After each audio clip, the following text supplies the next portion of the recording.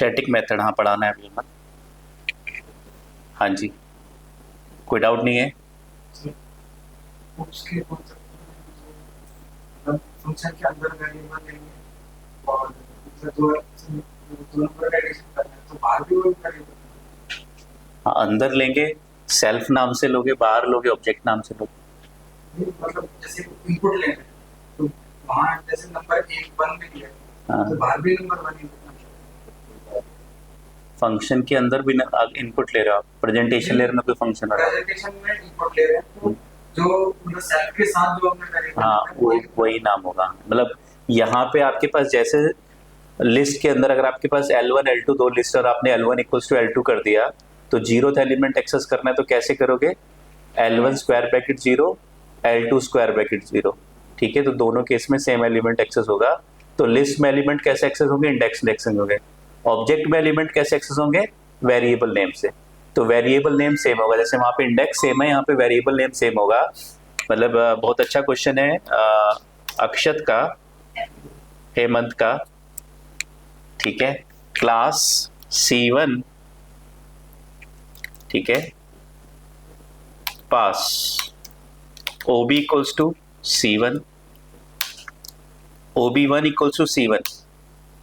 ठीक है, OB1 का एड्रेस 1000।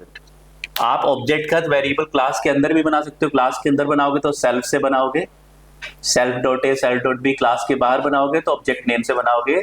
ये पाइथन फ्लेक्सिबिलिटी देता है, हर लैंग्वेज ये फ्लेक्सिबिलिटी नहीं देती कि आप क्लास के बाहर भी वेरिएबल बना सकते हो। ठीक है, क्योंकि पाइथन में वेरिएबल्स कैसे बनते हैं? वैल्यू असाइन करके बनते हैं। तो अगर आपने यहाँ पे क्या कर दिया, OB1 dot A equals to 5, तो क्लास में OB1 के साथ एक वेरिएबल बन गया ए नाम से। अब अगर आप इसको कहीं सेल्फ के पास भेजोगे तो सेल्फ के पास भी ए नाम से वेरिएबल होगा। ठीक है, अगर किसी फंक्शन को क्लास के अंदर कॉल करके सेल्फ से मैप कर दोगे OB1 को, तो उसके पास भी ए नाम से वेरिएबल होगा। वेरिएबल्स कैसे बनेंगे? वैल्यू असाइन करके। लेकिन क्लास के केस में इंस्टेंस वेरिएबल कैसे बनेंगे? Object name dot variable name से वेरिएबल बनेंगे। तो ये एक वेरिएबल बन गया OB1 dot B equals to 10, ये दूसरा वेरिएबल बन गया। अब आपने क्या किया? OB2 equals to OB1। बताओ OB2 का एड्रेस। Very good. Online students, OB2 का एड्रेस 2000 क्यों बोल रहे हो? 1000। All objects all variables in Python are of reference type. जब हम असाइनमेंट ऑपरेटर लगा देंगे तो कसम खा लो, कहीं पे भी पाइथन में असाइनमेंट ऑपरेटर लगा दिया तो राइट हैंड साइड वाले वेरिएबल या ऑब्जेक्ट या जो भी है, एंटिटी आइडेंटिटी जो भी है, उसका एड्रेस लेफ्ट वाले को मिल जाएगा। ठीक है, तो OB2 का एड्रेस क्या होगा? 1000। अब OB1 के भी, OB1 OB2 एक ही एड्रेस के दो नाम है, और उस एड्रेस पे क्या है? एक ब्लॉक। अपने माइंड में एक ब्लॉक बना के चलो कि आपके पास एक ब्लॉक है जिसका एड्रेस क्या है? 1000, जिसके अंदर दो वेरिएबल है ए और बी, जिसकी वैल्यू 5 और 10 है। अब आप जहां भी जाओगे वो ब्लॉक पूरा का पूरा जाएगा। OB1 को अगर आपने OB2 को असाइन कर दिया तो एड्रेस 1000 पे दो वेरिएबल्स हैं और उनके नाम क्या है? ए और बी है। लिस्ट में उसको इंडेक्स एक्सेस करते थे, डिक्शनरी में उसको की से एक्सेस करते थे, लेकिन ऑब्जेक्ट में उसको वेरिएबल नेम से एक्सेस करोगे। ठीक है, अब वेरिएबल नेम से आप एक्सेस कर रहे हो। अब आप प्रिंट करोगे OB2 dot A comma OB2 dot B. क्या होगा?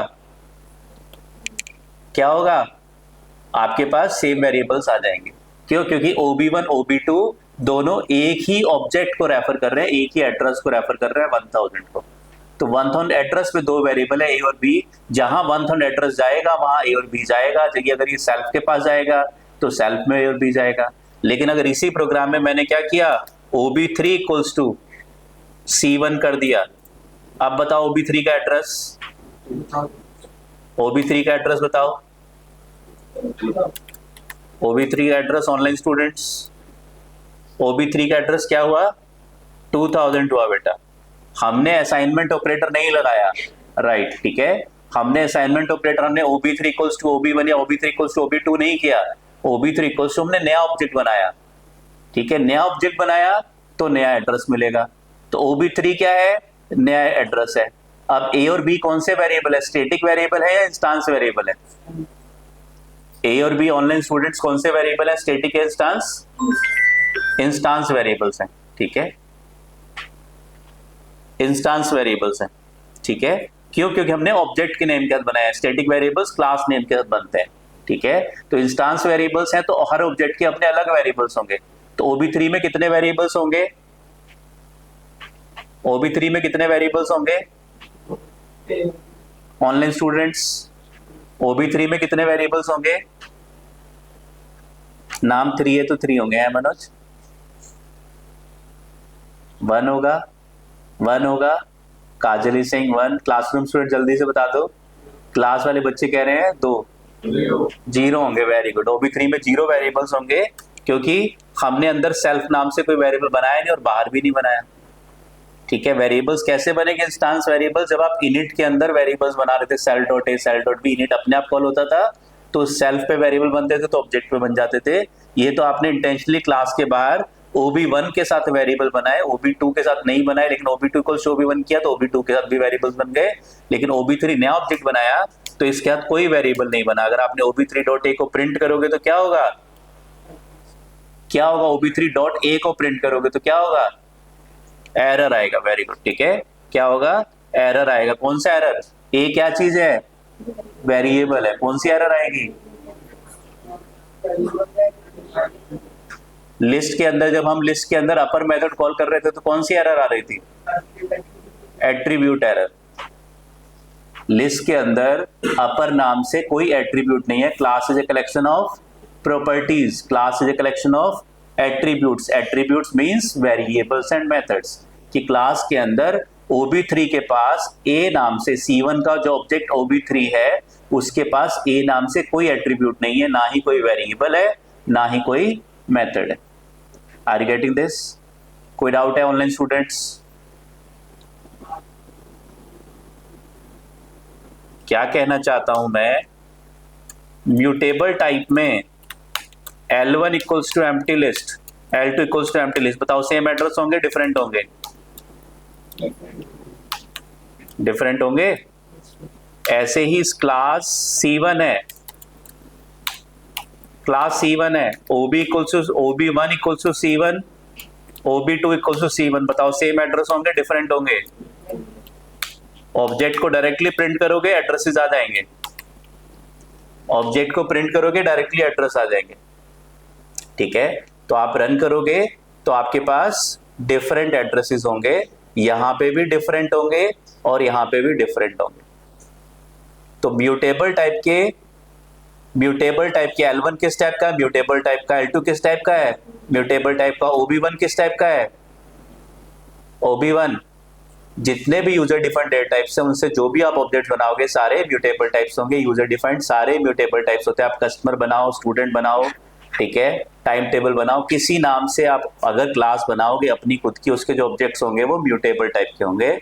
और म्यूटेबल टाइप के ऑब्जेक्ट्स में जब भी नया वेरिएबल बनाओगे वो नए एड्रेस पे जाएगा, ठीक है। अगर सेम पे चला गया तो हाहाकार मच जाएगी। आप एक इंडस्ट्री में काम कर रहे हो, आपके पास 100 लोग मिलके प्रोग्राम बना रहे हैं और 100 लोगों ने मिलके L1, L2, L3, L4 सबने अपनी अपनी अलग एम्प्टी लिस्ट बना दी। अगर सबके एड्रेस सेम हो गए, लिस्ट कैसी होती है? म्यूटेबल इन नेचर होती है। सबके एड्रेस अगर सेम हो गए तो एक L1 को मॉडिफाई करेगा, बाकी 99 लिस्ट भी मॉडिफाई होना स्टार्ट हो जाएंगे। Are you getting this? ठीक है। तो सेकंड वाला वही मैं बता रहा हूं अमन, कि आपके पास जितने भी पाइथन में यूजर डिफाइंड डेटा टाइप्स होंगे, आप जो अपने डेटा टाइप्स बनाओगे, अपनी क्लास बनाओगे, सारे म्यूटेबल टाइप्स होंगे। जो ऑब्जेक्ट्स होते हैं वो म्यूटेबल टाइप होते हैं पाइथन में। तो आप ऑब्जेक्ट के साथ अगर OB1 के साथ वेरिएबल ऐड करोगे तो OB2 के साथ ऐड नहीं होगा। क्यों? क्योंकि OB1 और OB2 अलग अलग ऑब्जेक्ट्स को अलग अलग एड्रेस को रेफर कर रहे हैं। OB1 का ब्लॉक अलग है, OB2 का ब्लॉक अलग है। तो OB1 के साथ अगर वेरिएबल बनाओगे तो वो OB2 के साथ नहीं बनेंगे। बताओ अमन, कोई डाउट है? तो म्यूटेबल टाइप आप लिस्ट बनाओगे, आप सेट बनाओगे, आप डिक्शनरी बनाओगे। आप अगर मल्टीपल वेरिएबल सेम प्रोग्राम में बना रहे हो, इवन सेम नाम से बना रहे हो, तब भी डिफरेंट एड्रेसेस आएंगे। सेम नाम से बना रहे हो तब भी डिफरेंट एड्रेसेस आएंगे। क्या कहना चाहता हूं मैं? Ctrl+C, Ctrl+V, L1 print ID of L1, दोबारा से L1 print ID of L1। क्या होगा? डिफरेंट इक्वल्स टू ऑपरेटर लगा दिया, नया एड्रेस बनेगा। Are you getting this? OB equals to C1, जैसे मैंने मान लिया इस क्लास का नाम दे दिया कस्टमर। कस्टमर क्या किया मैंने, पहला ऑब्जेक्ट बनाया कस इक्वल्स टू कस्टमर, पहला ऑब्जेक्ट बनाया कस इक्वल्स टू कस्टमर। फिर इसका मैंने क्या किया, प्रिंट कर दिया कस को। दोबारा से फिर अपने प्रोग्राम में क्या बनाया, कस इक्वल्स टू कस्टमर। तो दोबारा क्या होगा, जो नया कस बनेगा पहले वाले कस को क्या होगा, गार्बेज कलेक्टर खा जाएगा। इस कस का एड्रेस क्या है, इस L1 का एड्रेस क्या है 1000। इस L1 का एड्रेस क्या है 2000 है। तो जो दूसरा वाला L है, जैसे ही आपका L1 2000 एड्रेस को रेफर करना शुरू करेगा, 1000 एड्रेस को कोई वेरिएबल रेफर नहीं करेगा, कोई ऑब्जेक्ट रेफर नहीं करेगा, तो गार्बेज कलेक्टर उसको फ्री कर देगा। ऐसे ही यहां पे अगर आपके पास कस इक्वल्स टू कस्टमर है, कस का एड्रेस 1000, ठीक है। कस इक्वल्स टू कस्टमर, कस का एड्रेस 2000। तो जैसे ही कस का एड्रेस 2000 होगा, आपके पास जो पहला वाला कस है, पहले वाले 1000 एड्रेस को कोई वेरिएबल या ऑब्जेक्ट रेफर नहीं कर रहा, तो उसको गार्बेज कलेक्टर खा जाएगा। अगर आप चाहते हैं उसको ना खाए, तो उसको किसी दूसरे ऑब्जेक्ट में, किसी लिस्ट में, किसी डिक्शनरी में आप उसको सेव कर दो उस 1000 ऑब्जेक्ट को, तो वो बच जाएगा। आपने क्या किया, अपने प्रोग्राम में L1 नाम से एक लिस्ट बना दी। अब आपने क्या किया, यहाँ पे L1 डॉट अपेंड ब्रैकेट कस। तो आपके पास जो कस था, कस का एड्रेस क्या था 1000। प्रिंट करोगे कस को, क्या प्रिंट होगा 1000। तो उस 1000 एड्रेस को, ऑब्जेक्ट का मतलब एड्रेस, उस एड्रेस को आपने क्या किया, लिस्ट के अंदर अपेंड करा दिया। ठीक है, लिस्ट के अंदर अपेंड करा दिया। ठीक है, तो इसको मैं इसको ऊपर वाले प्रोग्राम को मैं कमेंट बना देता हूं, कंफ्यूजन ना हो। ठीक है, न्यू प्रोग्राम,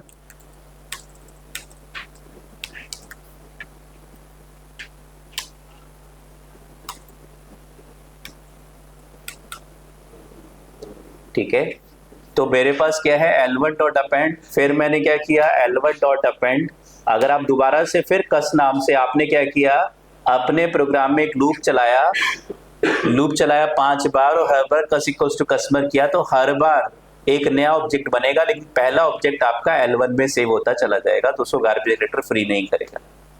ठीक है, तो अगर आप रन करोगे और यहाँ पे प्रिंट करोगे L1 को, तो L1 में क्या आ जाएगा, जो ऑब्जेक्ट्स थे वो सेव पड़े हुए होंगे। आप रन करोगे तो आपको L1 में दोनों ऑब्जेक्ट्स दिख जाएंगे। सबसे पहले आपने क्या किया, आपने कस इक्वल्स टू कस्टमर किया, प्रिंट कस किया, तो पहला कस क्या बना, पहले कस का एड्रेस क्या है, जिसको मैं 1000 बोल रहा हूँ, 12D0 है। ठीक है, फिर मैंने क्या किया L1 डॉट अपेंड, तो 12D0 किस में चला गया, L1 में अपेंड हो गया। फिर मैंने कस इक्वल्स टू कस्टमर किया, फिर प्रिंट कस किया, तो जो दूसरा ऑब्जेक्ट बना उसका एड्रेस क्या है 1350, और उसको भी मैंने L1 में अपेंड कर दिया। अब मैं L1 को चेक करूंगा तो पहले वाले पे पहला ऑब्जेक्ट 12D0 और दूसरे पे दूसरा ऑब्जेक्ट 1350 आपका पड़ा होगा, ये 1350 आपका पड़ा हुआ है। Are you getting this? ठीक है, ये 1350 आपका पड़ा है। कोई डाउट है? तो म्यूटेबल टाइप के आप ऑब्जेक्ट्स अगर पाइथन में बनाओगे, वेरिएबल्स पाइथन में बनाओगे, चाहे सेम नेम से बनाओ या डिफरेंट नेम से, इक्वल्स टू ऑपरेटर लगाया तो नए एड्रेस पे जाएगा। डन है? जो हमारा रेफरेंस ऑब्जेक्ट है वो सेल्फ को रेफरेंस करता है, ऑब्जेक्ट है वो। जब आप देखो, आप सेल्फ से कंफ्यूज मत हो, पता नहीं क्यों आप सब लोग कंफ्यूज थोड़ा सा हो रहे हो, और होते ही है बच्चे, ऐसी बात नहीं है, तो परेशान मत होना। मेरे पास क्या है, class def func one, def func one self,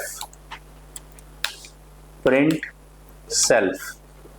ठीक है, प्रिंट सेल्फ, या मैंने यहाँ पे क्या किया, self dot A equals to 5 print self. ठीक है, आप बाहर आए, आपने क्या किया, क्लास बनाई C1 पास, आपने क्या किया obj1 इक्वल्स टू C1 का ऑब्जेक्ट बनाया।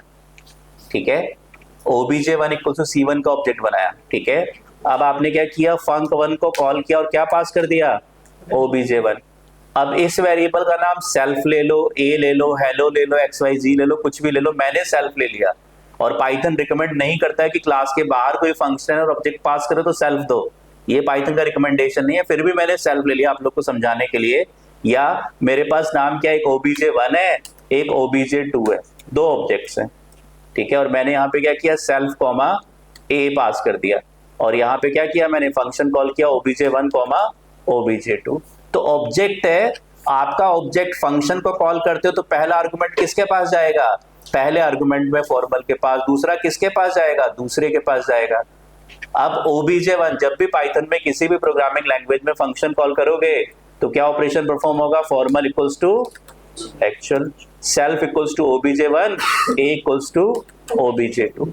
तो अब सेल्फ जहां जहां obj1 जाएगा, obj1 एक ऑब्जेक्ट, एक एड्रेस है, जहां जहां obj1 होगा वहां सेल्फ होगा, जहां obj2 होगा वहां पे a होगा। a में कोई चेंजेस करोगे, ठीक है, यहाँ पे a नाम से पहले से एक वेरिएबल भी आपने लिया हुआ है तो आप कंफ्यूज मत हो जाना, इसका नाम मैं मान लेते हैं m ले लेता हूँ, ठीक है। तो यहाँ पे आपके पास m इक्वल्स टू obj2 हो जाएगा, ठीक है। तो जहां जहां आपके पास, तो जैसे फंक्शन अभी तक आप कॉल कर रहे थे, क्या हो रहा था, इसका एड्रेस जब आप असाइनमेंट ऑपरेटर लगाओगे तो राइट साइड वाले का एड्रेस लेफ्ट वाले को मिल जाएगा। अब अगर ये लिस्ट है या कोई म्यूटेबल टाइप का वेरिएबल है सेल्फ, या ऑब्जेक्ट है सेल्फ, तो क्या होगा, आप सेल्फ में चेंजेस करोगे तो obj1 में, और obj1 में चेंज करोगे तो सेल्फ में चेंज होगा। वैसे ही obj2 में चेंज करोगे m में, और m में चेंज करोगे obj2 में चेंज होगा, ठीक है। अब आप इसी को अगर ऊप्स के थ्रू करोगे, क्लास के अंदर मेथड बना के करोगे, तो obj1 डॉट फंक्शन 1 को कॉल करोगे तो obj1 सेल्फ के पास चला जाएगा। तो पाइथन रिकमेंड करता है कि ऑब्जेक्ट का नाम सेल्फ होना चाहिए, पर नॉर्मली आप इसको एक नॉर्मल वेरिएबल की तरह कंसीडर करो, जैसे पहले कॉलिंग हो रही थी फंक्शंस की वैसे ही अब भी हो रही है। बस एक रूल याद रखना है, अगर आपने प्रोग्रामिंग में obj1 इक्वल्स टू obj2 कर दिया पाइथन में, तो obj2 का एड्रेस obj1 के पास चला जाएगा, obj1 का एड्रेस obj2 के पास चला जाएगा, यानी कि दोनों के एड्रेस सेम हो जाएंगे, एक आइडेंटिटी को रेफर करेंगे। अब एक में वेरिएबल बढ़ाओगे तो दूसरे में भी बढ़ेंगे, एक में कम करोगे दूसरे में बढ़ेंगे। आपने इसको इक्वल टू सेल्फ कर दिया, तो सेल्फ में करोगे, अब नाम obj2 की जगह सेल्फ दे दूंगा, कोई फर्क पड़ेगा, नाम ही तो है, ठीक है। बंटी और विकास नाम है, आपको लगता है कि नहीं यार जो है आपका नाम तो विकास सर नहीं अभिषेक बच्चन होना चाहिए, तो कोई बात नहीं, रख लो, इतना मन कर रहा है तो, ठीक है। तो नाम है, सेल्फ नाम हमने दे दिया obj1 और obj2। जब आपको ये बात समझ में आ रही है कि obj1 equals to L1 equals to L2 लिखने पे, L2 में चेंज करने पे L1 में चेंज होगा, L1 में चेंज करने पे L2 में चेंज होगा, तो यही बात क्यों नहीं समझ में आ रही, obj1 इक्वल्स टू सेल्फ लिखने पे, सेल्फ में वेरिएबल ऐड करने पे obj1 में ऐड होंगे, obj1 में ऐड करने पे सेल्फ में ऐड होंगे, ठीक है। कोई डाउट है अमन? अभी तो आपने बताया कि अगर इक्वल्स टू ऑपरेटर आएगा तो एड्रेस डिफरेंट होगा, इक्वल्स टू ऑपरेटर आएगा अगर वेरिएबल्स के ऊपर आएगा अपन, ठीक है। क्लियर नहीं हो रहा, कोई बात नहीं, कोई बात नहीं, टेंशन मत लो। एक है वैल्यू, आप वैल्यू और वेरिएबल से थोड़ा कॉन्फ्लिक्ट कर रहे हो, वैल्यू वर्सेस वेरिएबल, ठीक है। एक वैल्यू है और एक वेरिएबल है, वैल्यू आपकी मेमोरी एड्रेस के अंदर जाके सेव हो रही है, वेरिएबल उस एड्रेस को रेफर कर रहा है, ठीक है। तो आपने अगर L1 एक लिस्ट बनाई, उसके अंदर रख दिया डेटा 10, 20, 30, तो मुझे ये बताओ अमन, 10, 20, 30 वैल्यू है या वेरिएबल है? हाँ जी बोलो, वैल्यू है, ठीक है। तो जैसे L1 10, 20, 30 एक वैल्यू है, L2 10, 20, 30 वैल्यू है, आप प्रिंट करोगे ID ऑफ L1 और ID ऑफ L2, क्या आएगा बताओ, क्या आएगा ऑनलाइन स्टूडेंट्स? डिफरेंट आएगा, राइट, डिफरेंट आ गया। तो ये हम वैल्यूज की बात कर रहे हैं, ठीक है, ये हम वैल्यूज की बात कर रहे हैं। ऑब्जेक्ट्स में वैल्यूज क्या होती हैं, उनके एड्रेसेस होते हैं, ठीक है। ऑब्जेक्ट्स में वैल्यूज क्या होती हैं, उनके एड्रेसेस होते हैं। लेकिन इसी प्रोग्राम में अगर आपने L1 इक्वल्स टू L2 कर दिया तो अब क्या होगा बताओ ऑनलाइन स्टूडेंट्स? हाँ जी,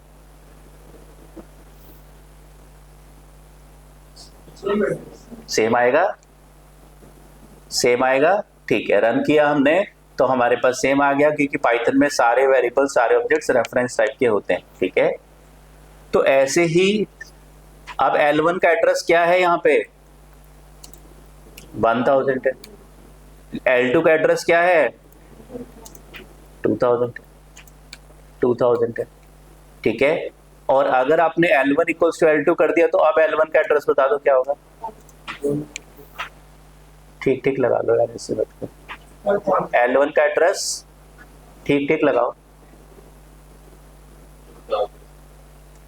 2000 होगा। जब भी हम पाइथन में इक्वल्स टू ऑपरेटर दो वेरिएबल्स पे लगाएंगे तो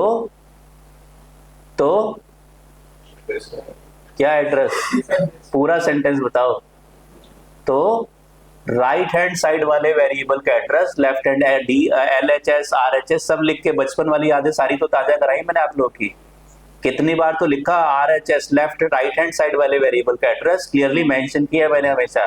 राइट हैंड साइड वाले वेरिएबल का एड्रेस लेफ्ट हैंड साइड वाले वेरिएबल को असाइन हो जाएगा। राइट हैंड साइड वाला वेरिएबल कौन सा है, L2 है। L2 का एड्रेस L1 को, L1 का L2 को नहीं मिलेगा, या नया एड्रेस नहीं बनेगा। L2 का एड्रेस L1 को आएगा। याद आ गया, याद आ गया? कोई डाउट है बताओ ऑनलाइन स्टूडेंट्स, मनोज, अमन, कोई डाउट है? ठीक है, चलिए तो आप प्रिंट करोगे तो L1 L2 में क्या आएगा, जो L2 का एड्रेस है। ठीक है, तो अभी आप L2 का एड्रेस प्रिंट करोगे तो अब L1 L2 में L2 का एड्रेस आएगा। ठीक है, L1 का एड्रेस क्या है, 2608 है। L2 का एड्रेस क्या है, 4336 है। तो जब L1 इक्वल्स टू L2 करोगे तो L2 का एड्रेस L1 पे आएगा, यानी कि दोनों का एड्रेस क्या हो जाएगा, 4336 हो जाएगा। कोई डाउट है ऑनलाइन स्टूडेंट्स, कोई डाउट है? नहीं, ठीक है, ग्रेट है। तो यही काम तो मैं यहाँ पे कर रहा हूँ। आप L1 और ऑब्जेक्ट और लिस्ट से कंफ्यूज मत हो, दोनों को एक ही मान लो कसम खा के कि लिस्ट और ऑब्जेक्ट एक ही चीज के दो नाम है। लिस्ट भी म्यूटेबल टाइप है, ऑब्जेक्ट भी म्यूटेबल टाइप है। लिस्ट के अंदर भी एलिमेंट्स होते हैं, ऑब्जेक्ट के अंदर भी एलिमेंट्स होते हैं। लिस्ट के एलिमेंट्स स्क्वायर ब्रैकेट में इंडेक्स पास करके मिलेंगे, ऑब्जेक्ट के एलिमेंट्स डॉट लगा के वेरिएबल देके एलिमेंट्स एक्सेस होंगे। ठीक है, तो अगर आपके पास क्लास C1 है, ठीक है, आपने क्या किया, obj1 इक्वल्स टू C1। किसी क्लास का ऑब्जेक्ट, लिस्ट का ऑब्जेक्ट कैसे बनता था, स्क्वायर ब्रैकेट में वैल्यू देके। क्लास का ऑब्जेक्ट कैसे बनेगा, क्लास नेम ब्रैकेट लगा के ऑब्जेक्ट बनेगा। तो ये मैं इक्वल्स टू जो ऑपरेटर लगा रहा हूं, यानी कि एक नई वैल्यू ऑब्जेक्ट को दे रहा हूं। अब मेरे पास obj1 बन गया, जिसका एड्रेस क्या हो गया, 1000 हो गया। ठीक है अमन, obj1 मतलब यहाँ पे मैं एक नया ऑब्जेक्ट यानी कि नई वैल्यू क्रिएट कर रहा हूं। ठीक है, और फिर मैंने क्या किया, obj2 इक्वल्स टू C1। तो अब मैं क्या कर रहा हूं, एक नई लिस्ट बना रहा हूं, L2 equals to empty list. List कैसे बनती है, वैल्यू साइन करके। अगर आप चाहो लिस्ट को भी इसी फॉर्मेट से बनाना तो बना सकते हो, कोई चैलेंज नहीं है, देख लो, बताया भी था मैंने आपको पहले। L1 equals to list, class का नाम क्या है, लिस्ट और ब्रैकेट। किसी क्लास के ऑब्जेक्ट कैसे बनते हैं, क्लास नेम और ब्रैकेट लगा के। तो आप चेक करो, print L1 comma ID of L1, क्या बनेगा, L1 में क्या आएगा, जो भी उस ऑब्जेक्ट की डिफॉल्ट वैल्यू है। इंटीजर है तो 0 आएगा, फ्लोट है तो 0.0 आएगा, लिस्ट है तो एम्प्टी लिस्ट, डिक्शनरी है तो एम्प्टी डिक्शनरी। ठीक है, तो इस सिंटेक्स से क्या बनता है, डिफॉल्ट ऑब्जेक्ट बनता है, डिफॉल्ट वेरिएबल बनता है। ठीक है, तो L1 equals to list bracket लगाने से लिस्ट क्लास का ऑब्जेक्ट या लिस्ट क्लास का वेरिएबल बन जाएगा। और आप प्रिंट करोगे L1 को तो L1 की वैल्यू प्रिंट होगी, यानी कि डिफॉल्ट ऑब्जेक्ट बनेगा, डिफॉल्ट वैल्यू बनेगी। और ID प्रिंट करोगे तो ID प्रिंट हो जाएगी। सेम काम मैंने दोबारा क्या किया, Ctrl+C Ctrl+V, L1 equals to list, क्या हुआ यहाँ पे, L1 का एड्रेस 1000, यहाँ पे L1 का एड्रेस, जल्दी से बता दो, अब गलत मत बता देना। L1 का address, online students,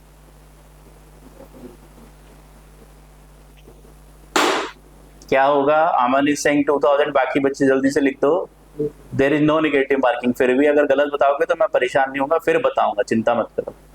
2000, very good. ठीक है, 2000 जब भी नई वैल्यू दोगे नए एड्रेस पे जाएगी।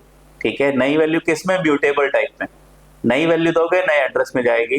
तो L1 का एड्रेस 1000, L2 का 2000, और दोनों का वैल्यू क्या होगा, दोनों की वैल्यू एम्प्टी लिस्ट होगी।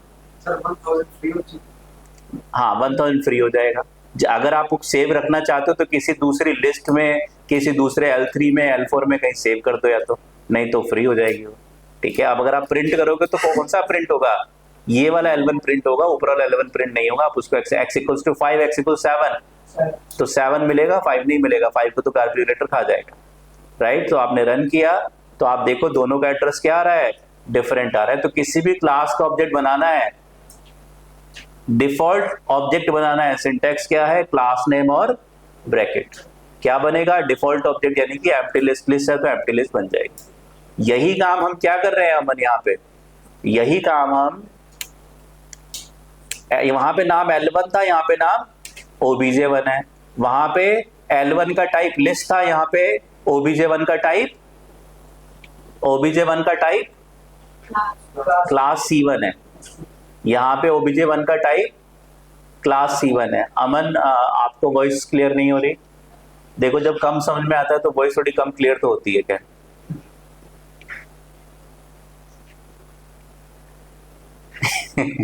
बाकी, हाँ जी, बाकी बच्चे बताओ, वॉइस क्लियर है,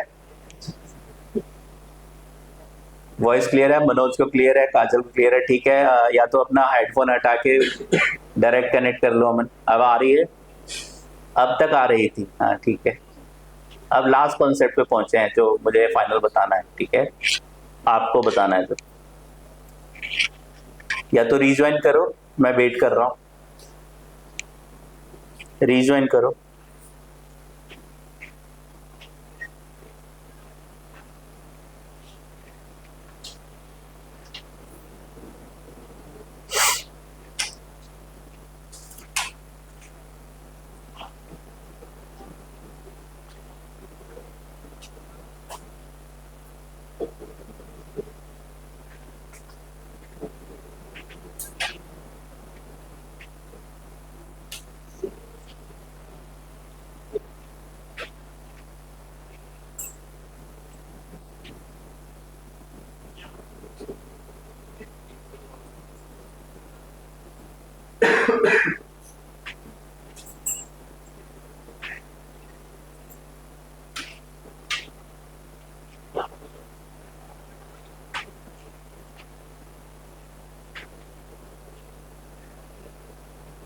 हाँ जी, स्टार्ट करें, क्लियर है, ठीक है।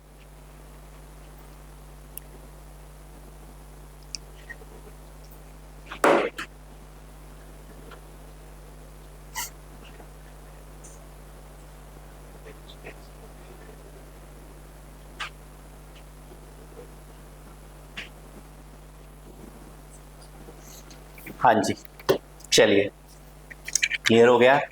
तो हमारे पास क्या है, हमारे पास क्लास C1 है, ठीक है। हमने क्या किया, L1 इक्वल्स टू क्या किया था हमने, लिस्ट और ब्रैकेट लगाया, तो क्या बन गया था, एक एम्प्टी लिस्ट बन गई थी। तो वैसे ही मैंने यहाँ पे C1 और ब्रैकेट लगाया तो क्या बन गया, एक एम्प्टी ऑब्जेक्ट बन गया। एम्प्टी ऑब्जेक्ट का मतलब जो भी, अगर उसके अंदर वेरिएबल्स बने भी हैं इनिट में, तो जो भी उनके डिफॉल्ट वैल्यू है, 1 1 है, 0 0 है, वो डिफॉल्ट वैल्यू, अगर मैंने कस्टमर क्लास का ऑब्जेक्ट बनाया तो cust.id, cust.name, cust.age, cust.mobile number, 4 variable बनकर उनकी डिफॉल्ट वैल्यू 0 0 0 0 अगर आपने सेट की थी इनिट में तो 0 0 0 0 सेट हो गई, 4 वेरिएबल बन गए, ठीक है। तो मेरे पास एक डिफॉल्ट ऑब्जेक्ट बन गया, ठीक है। क्या, obj1 और उसका एड्रेस क्या है, 1000 है। फिर मैंने obj2 इक्वल्स टू C1 किया, यानी कि मैंने दोबारा से L2 इक्वल्स टू एक नया ऑब्जेक्ट बना दिया। तो क्या होगा, L2 इक्वल्स टू एक नई एम्प्टी लिस्ट बन गई, और L2 का एड्रेस या obj2 का एड्रेस क्या हो जाएगा, 2000। तो ये C1 और ब्रैकेट लगाने से ये वाला जो इक्वल्स टू ऑपरेटर है, ये हम वैल्यू दे रहे हैं। तो म्यूटेबल टाइप में जब आप नई वैल्यू देते हो या डिफॉल्ट ऑब्जेक्ट बनाते हो तो हमेशा नए एड्रेस पे डेटा जाता है।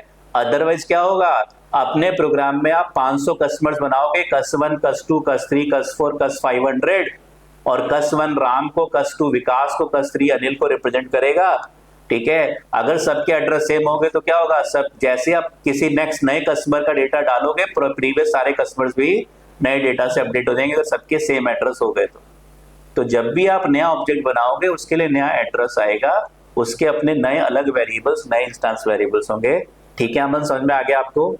लेकिन अगर इसी प्रोग्राम में आपने obj2 इक्वल्स टू obj1 कर दिया, तो बताओ obj2 का क्या एड्रेस होगा? बताओ obj2 का क्या एड्रेस होगा? और obj1 इक्वल्स टू obj2 कर दिया तो obj1 का क्या एड्रेस होगा? ऑनलाइन स्टूडेंट जल्दी से बता दो, बोलो। अमन आप बताओ, ठीक है, क्या होगा? 2000 हो जाएगा, क्योंकि obj2 राइट हैंड साइड वाले वेरिएबल का एड्रेस लेफ्ट हैंड साइड वाले को मिल जाएगा। असाइनमेंट ऑपरेटर लग गया दो वेरिएबल्स के ऊपर, दो ऑब्जेक्ट्स के ऊपर। यहां तो अभी आप वैल्यू दे रहे हो उसको, ठीक है, लेकिन आपने दो वेरिएबल्स पे L1 इक्वल्स टू L2 लिख दिया या L2 इक्वल्स टू L1 लिख दिया, L1 इक्वल्स टू L2 लिख दिया, तो L2 का एड्रेस L1 को यानी कि obj2 का एड्रेस obj1 को मिल जाएगा। ठीक है, चलिए great, thank you so much. Party दे देना बस। चलिए राइट, हाँ जी। तो अब हम नेक्स्ट कॉन्सेप्ट की बात कर रहे हैं जो अमन कह रहा था, इंस्टांस मेथड। ठीक है जी, जॉब लगेगी तो दे देना। ठीक है, तो हमने कल डिस्कस किया था स्टैटिक वेरिएबल्स किस नेम से एक्सेस होते हैं? Are access through accessed preferably through class name. ठीक है, मैंने बोला था ऑब्जेक्ट नेम से भी एक्सेस कर सकते हो। स्टैटिक वेरिएबल्स हर ऑब्जेक्ट के लिए कॉमन वेरिएबल्स होंगे, इंस्टांस वेरिएबल हर ऑब्जेक्ट के डिफरेंट वेरिएबल्स होंगे। तो ऑब्जेक्ट वेरिएबल तो खाली ऑब्जेक्ट नेम से एक्सेस होंगे, स्टैटिक वेरिएबल क्लास नेम और ऑब्जेक्ट नेम दोनों से एक्सेस हो सकते हैं, पर प्रेफरेबली हम क्लास नेम से एक्सेस करेंगे उनको। ठीक है, और आपके पास ऐसे ही जो है चलते हैं। तो हमारे पास क्या है, अब मुझे क्या करना है, क्रिएट अ प्रोग्राम। ठीक है, write a program for object counter. आपको काउंट करना है कि आपके पास आपके प्रोग्राम में कितने ऑब्जेक्ट्स बन रहे हैं, कितने ऑब्जेक्ट्स बन रहे हैं। ठीक है, आपको अपने प्रोग्राम में ऑब्जेक्ट्स को काउंट करने का प्रोग्राम बनाना है। तो आपने क्या किया, class my class def init pass. मैं क्या चाहता हूं, obj1 equals to my class करूं तो स्क्रीन के ऊपर प्रिंट हो जाए 1। ठीक है, अगर मैं obj2 equals to my class करूं, कितने ऑब्जेक्ट बन गए? 2 ऑब्जेक्ट्स बन गए, तो स्क्रीन पे 2 आ जाए। जैसे ही मैं तीसरा ऑब्जेक्ट बनाऊं तो स्क्रीन पे 3 लिखा हुआ आ जाए। ठीक है, बताओ क्या करेंगे, क्या करेंगे? एक तरीका क्या है, हम एक वेरिएबल ले ले काउंट नाम से, जिसकी वैल्यू क्या कर दें 0, और इनिट के अंदर काउंट प्लस इक्वल्स टू 1। क्यों काउंट प्लस इक्वल्स टू 1? जब भी हाँ जी, जब भी ऑब्जेक्ट आएगा कंस्ट्रक्टर कॉल होगा, कंस्ट्रक्टर होगा तो काउंट की वैल्यू इंक्रीमेंट हो जाएगी, और यहाँ पे आप प्रिंट कर दो count. Are you getting this? ठीक है, तो एक तरीका तो ये हो सकता है, लेकिन इसमें क्या प्रॉब्लम आ रही है देख लेते हैं। ठीक है, रन किया हमने प्रोग्राम को, तो हमारे पास रिटर्न नहीं होगा। Unbound local error, can't access local variable count where it is not associated with the value. ठीक है, तो हमारे पास जो है रिटर्न नहीं होगा। रिटर्न हम यहाँ डायरेक्टली यहीं पे प्रिंट करा रहे हैं बेटा, रिटर्न करना चाहो कर लो, पर हम रिटर्न कर नहीं रहे, डायरेक्टली हम यहीं पे प्रिंट करा रहे हैं। तो हम क्या चाहते हैं, हम चाहते हैं कि, ठीक है, तो अब काउंट वेरिएबल क्या है, क्लास के बाहर बना हुआ है, वो कंस्ट्रक्टर के अंदर एक्सेस नहीं हो पा रहा। हाँ, ग्लोबल से भी नहीं हो रहा, तो कर ले एक बार ग्लोबल काउंट। ठीक है, प्राइवेट है। ठीक है बेटा अमन, तो हमने रन किया तो हमारे पास स्क्रीन पे 1 2 3 लिखा हुआ आ गया। तो जितने ऑब्जेक्ट्स बनाओगे हर बार क्या होगा, हर बार, ठीक है, जितने ऑब्जेक्ट्स बनाओगे हर बार आपके पास क्या होगा, हर बार आपके पास जो है काउंट कंस्ट्रक्टर कॉल होगा, कंस्ट्रक्टर कॉल होगा तो काउंट इंक्रीमेंट हो जाएगा। तो आप 2 ऑब्जेक्ट बनाओगे प्रोग्राम में तो 1 2 प्रिंट होगा, 3 ऑब्जेक्ट बनाओगे तो 1 2 3 प्रिंट हो जाएगा। यहाँ 1 2 प्रिंट हो रहा है, आपने 3 ऑब्जेक्ट्स बना दिए तो 1 2 3 प्रिंट हो गया। बताओ कोई डाउट है? कोई डाउट है ऑनलाइन स्टूडेंट्स? ठीक है, लेकिन अब हम क्या यूज कर रहे हैं? ऊप्स यूज कर रहे हैं। तो हम ऊप्स के कॉन्सेप्ट्स को ही यूज करते हैं, रेदर हम लोकल ग्लोबल वेरिएबल की बात करें, हम ऊप्स के कॉन्सेप्ट्स को ही यूज करते हैं। ठीक है, तो ऊप्स का कॉन्सेप्ट क्या कहता है? ऊप्स का कॉन्सेप्ट कहता है कि अगर आपको क्लास के बाहर कोई वेरिएबल बनाना है और आपका काम उसको क्लास के अंदर यूज करने से चल पा रहा है, तो बेटर उसको क्लास के अंदर बनाओ। अब क्लास के अंदर बनाने के लिए आपके पास दो ऑप्शंस हैं। क्या ऑप्शन है? या तो स्टैटिक वेरिएबल बनाओ या इंस्टेंस वेरिएबल बनाओ। तो बताओ स्टैटिक बनाओगे या इंस्टेंस बनाओगे? ऑनलाइन स्टूडेंट्स, स्टैटिक वेरिएबल बनाओगे या इंस्टेंस बनाओगे? राइट मनोज ने एक आदत तो सीख लिया कि हाँ, हर बात पे आंसर जरूर देना है। ठीक है, यही मैं डे 1 से सिखाना चाहता हूँ सभी को कि आंसर पता हो या ना पता हो, आंसर जरूर देना है। ठीक है, there is no negative marking in our session. Very good. ठीक है, राइट, वेरी गुड मनोज। तो हमें कैसा वेरिएबल बनाना है? अगर हम इंस्टेंस वेरिएबल बनाएंगे तो क्या होगा? obj1 का काउंट अलग बनेगा वेरिएबल, obj2 का काउंट अलग वेरिएबल बनेगा, obj3 का काउंट अलग वेरिएबल बनेगा। तो अगर आप obj1 का काउंट इंक्रीमेंट करोगे तो obj2 obj3 का काउंट इंक्रीमेंट नहीं होगा। Are you getting this? तो हम कौन सा वेरिएबल बनाएंगे? Static variable. स्टैटिक वेरिएबल्स कैसे बनते हैं? Static variables are exactly similar to variables outside class, बस ये बनते क्लास के अंदर है। और कैसे बनेंगे? बिना क्लास नेम के बनेंगे। ये भी स्टैटिक वेरिएबल की क्वालिटी है कि क्लास मेथड की बात नहीं कर रहा मन, अभी कंफ्यूज मत हो आप। ठीक है, तो काउंट इक्वल्स टू 0, ये कौन सा वेरिएबल है? स्टैटिक वेरिएबल है। स्टैटिक वेरिएबल है, कैसे बनेगा? क्लास के अंदर डायरेक्टली बन जाएगा। क्लास के अंदर डायरेक्टली बन जाएगा। एक्सेस कैसे होगा? क्लास नेम से एक्सेस होगा। तो हमें एक्सेस करना है, चाहे क्लास के अंदर करना हो या बाहर करना हो, एक्सेस क्लास नेम से ही होगा। तो क्या लिखेंगे हम? My class dot count plus equals to 1। ये हमने ग्लोबल काउंट हटा दिया और क्या प्रिंट कर दिया? Print my class dot count. ठीक है, तो माई क्लास डॉट काउंट क्या होगा? हर ऑब्जेक्ट का कॉमन वेरिएबल होगा, एक ही वेरिएबल बनेगा, एक ही वेरिएबल बनेगा।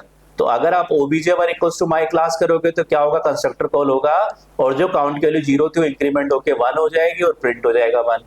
फिर क्या दोबारा, अब हमने obj2 बनाया तो क्या दोबारा काउंट बनेगा? नहीं, वो तो एक ही बार बन गया है, उसी की वैल्यू इंक्रीमेंट होगी। ठीक है, तो आपके पास my class dot count plus equals to 1 तो 2 और फिर आपके पास 3। अब आप रन करोगे तो आपके पास आउटपुट में 1 2 3 आ जाएगा। बताओ कोई डाउट है? स्टैटिक और इंस्टेंस में डिफरेंस समझ में आ गया आप लोग को? स्टैटिक वेरिएबल्स हर ऑब्जेक्ट के कॉमन वेरिएबल्स होंगे, इंस्टेंस वेरिएबल हर ऑब्जेक्ट के अपने अलग वेरिएबल्स होंगे, इंडिपेंडेंट वेरिएबल्स होंगे। एक ऑब्जेक्ट के वेरिएबल को चेंज करने पे दूसरे ऑब्जेक्ट के वेरिएबल चेंज नहीं होंगे, क्योंकि दोनों ऑब्जेक्ट्स का एड्रेस अलग अलग होगा। डन है? ठीक है, बोलो अमन को समझ में आ गया? बाकी बच्चे भी जल्दी से लिख दो, सोना नहीं है क्लास में ऑनलाइन वालों ने। तुलसी और काजल बेस्ट फ्रेंड्स को तो समझ में आ गया। हाँ जी, रोशनी कहाँ है? अक्षत और उमेश। ठीक है, चलिए, रोशनी और काजल बेस्ट फ्रेंड है ना? तुलसी तो नहीं ना?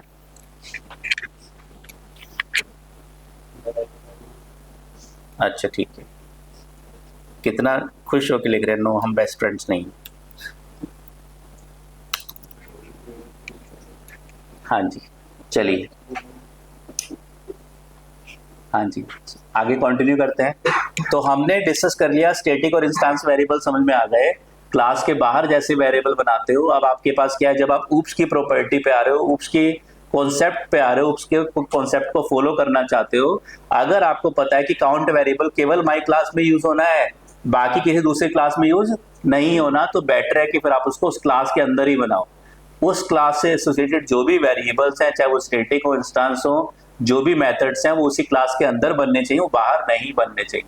बाहर कब बनेंगे? जब आपको मल्टीपल क्लासेस में यूज करने की नीड है। वहां पे भी इनहेरिटेंस के कॉन्सेप्ट्स आते हैं, जहां पे हम आप प्रॉपर्टीज को, पेरेंट चाइल्ड की प्रॉपर्टीज को यूज कर लेते हैं, जो हम आगे चल के पढ़ेंगे। लेकिन अभी तक क्या है कि एक क्लास के साथ एसोसिएटेड जो भी प्रॉपर्टीज हैं, वेरिएबल्स, मेथड्स, अब फ्यूचर में अगर आपको माई क्लास में काउंट नाम के फंक्शन को, आपको रिक्वायरमेंट क्या थी, आपके पास 50 क्लासेस बनी हुई हैं, आप चाहते हो कि ऐसा ऑब्जेक्ट काउंटर बने कि जितनी बार ऑब्जेक्ट बने हर बार काउंट की वैल्यू +2 हो जाए। तो आपको पता है कि आपने काउंट माई क्लास में बनाया था, आप अपने प्रोग्राम में माई क्लास ढूंढोगे, वहां काउंट को मॉडिफाई कर दोगे, +2 कर दोगे, आपका काम हो जाएगा। Are you getting this? ठीक है, डन है, ग्रेट। चलिए तो आगे चलते हैं। अब हम बात कर रहे हैं स्टैटिक मेथड में ऑब्जेक्ट बनता है। भाई मेरे अमन, पहले स्टैटिक मेथड तो पढ़ाने दो, आगे की भी बातें मत पूछा करो, ठीक है? हाँ जी, no issues, no need to say sorry. हाँ जी, चलिए तो हमारे पास अब हम बात कर रहे हैं स्टैटिक मेथड की। अभी तक हमने बात की थी इंस्टेंस मेथड की, ठीक है? तो इंस्टेंस मेथड अभी तक जितने भी आपने till now all methods we studied, all predefined methods we studied in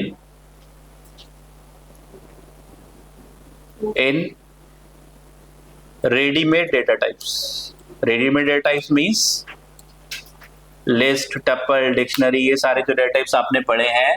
अभी तक हमने जो भी प्रीडिफाइंड मेथड्स पढ़े हैं रेडीमेड डेटा टाइप्स के अंदर, प्रीडिफाइंड डेटा टाइप्स के अंदर, इसको प्रीडिफाइंड डेटा टाइप्स लिख लो। चलो, प्रीडिफाइंड डेटा टाइप्स में जो हमने रेडीमेड मेथड्स पढ़े हैं वो सारे methods, all these methods were of instance type. ये सारे मेथड इंस्टेंस टाइप के थे क्योंकि हमने इनको जब कॉल किया था तो कैसे कॉल किया था? Object name dot method name से, s.upper, s1.upper, s2.lower, s1.index, l1.append, l1.extend। तो हमने ऑब्जेक्ट नेम से उनको एक्सेस किया था, तो वो सारे मेथड हमारे इंस्टेंस मेथड थे। अब हम बात कर रहे हैं स्टैटिक मेथड्स की। Static methods are like normal functions we create outside class. तो जैसे आप नॉर्मली क्लास के बाहर फंक्शंस बनाते हो, वैसे क्लास के अंदर भी अगर आपको फंक्शंस वैसे ही बनाने की नीड है और वैसे ही कॉल करने की नीड है तो आप स्टैटिक मेथड बना सकते हो, ठीक है? तो स्टैटिक मेथड में how to create static method, add extra @ static method decorator before method या फंक्शन नेम, ठीक है? तो स्टैटिक मेथड ना बोल के प्रेफरेबली इसको क्या बोला जाता है? फंक्शंस बोला जाता है। तो हर जगह जब पाइथन शुरू में कोई भी प्रोग्रामिंग लैंग्वेज पढ़ाई जाती है तो डेवलपर्स को, स्टूडेंट्स को पढ़ाया जाता है कि मेथड, क्लास के अंदर मेथड मेथड मेथड मेथड। क्यों? क्योंकि एक्चुअली जो इंस्टेंस मेथड है वही ओप्स की मेन प्रॉपर्टीज है, स्टैटिक मेथड तो फंक्शंस की तरह ही है। तो इसलिए जो डेवलपर कम्युनिटी है वो स्टैटिक फंक्शंस को क्लास के अंदर अगर है तो उसको फंक्शंस बोलना प्रीफर करती है और इंस्टेंस फंक्शंस को मेथड्स बोलना प्रीफर करती है, ठीक है दोनों फंक्शंस, बनते दोनों डेफ से ही हैं, ठीक है? तो हमारे पास क्या है, जब भी हमें फंक्शन बनाना है तो हम क्या लिखेंगे अपने प्रोग्राम में? @स्टैटिक मेथड डेकोरेटर लिखेंगे और उसके आगे डेफ फंक्शन नेम, आर्गुमेंट्स या फॉर्मल पैरामीटर्स,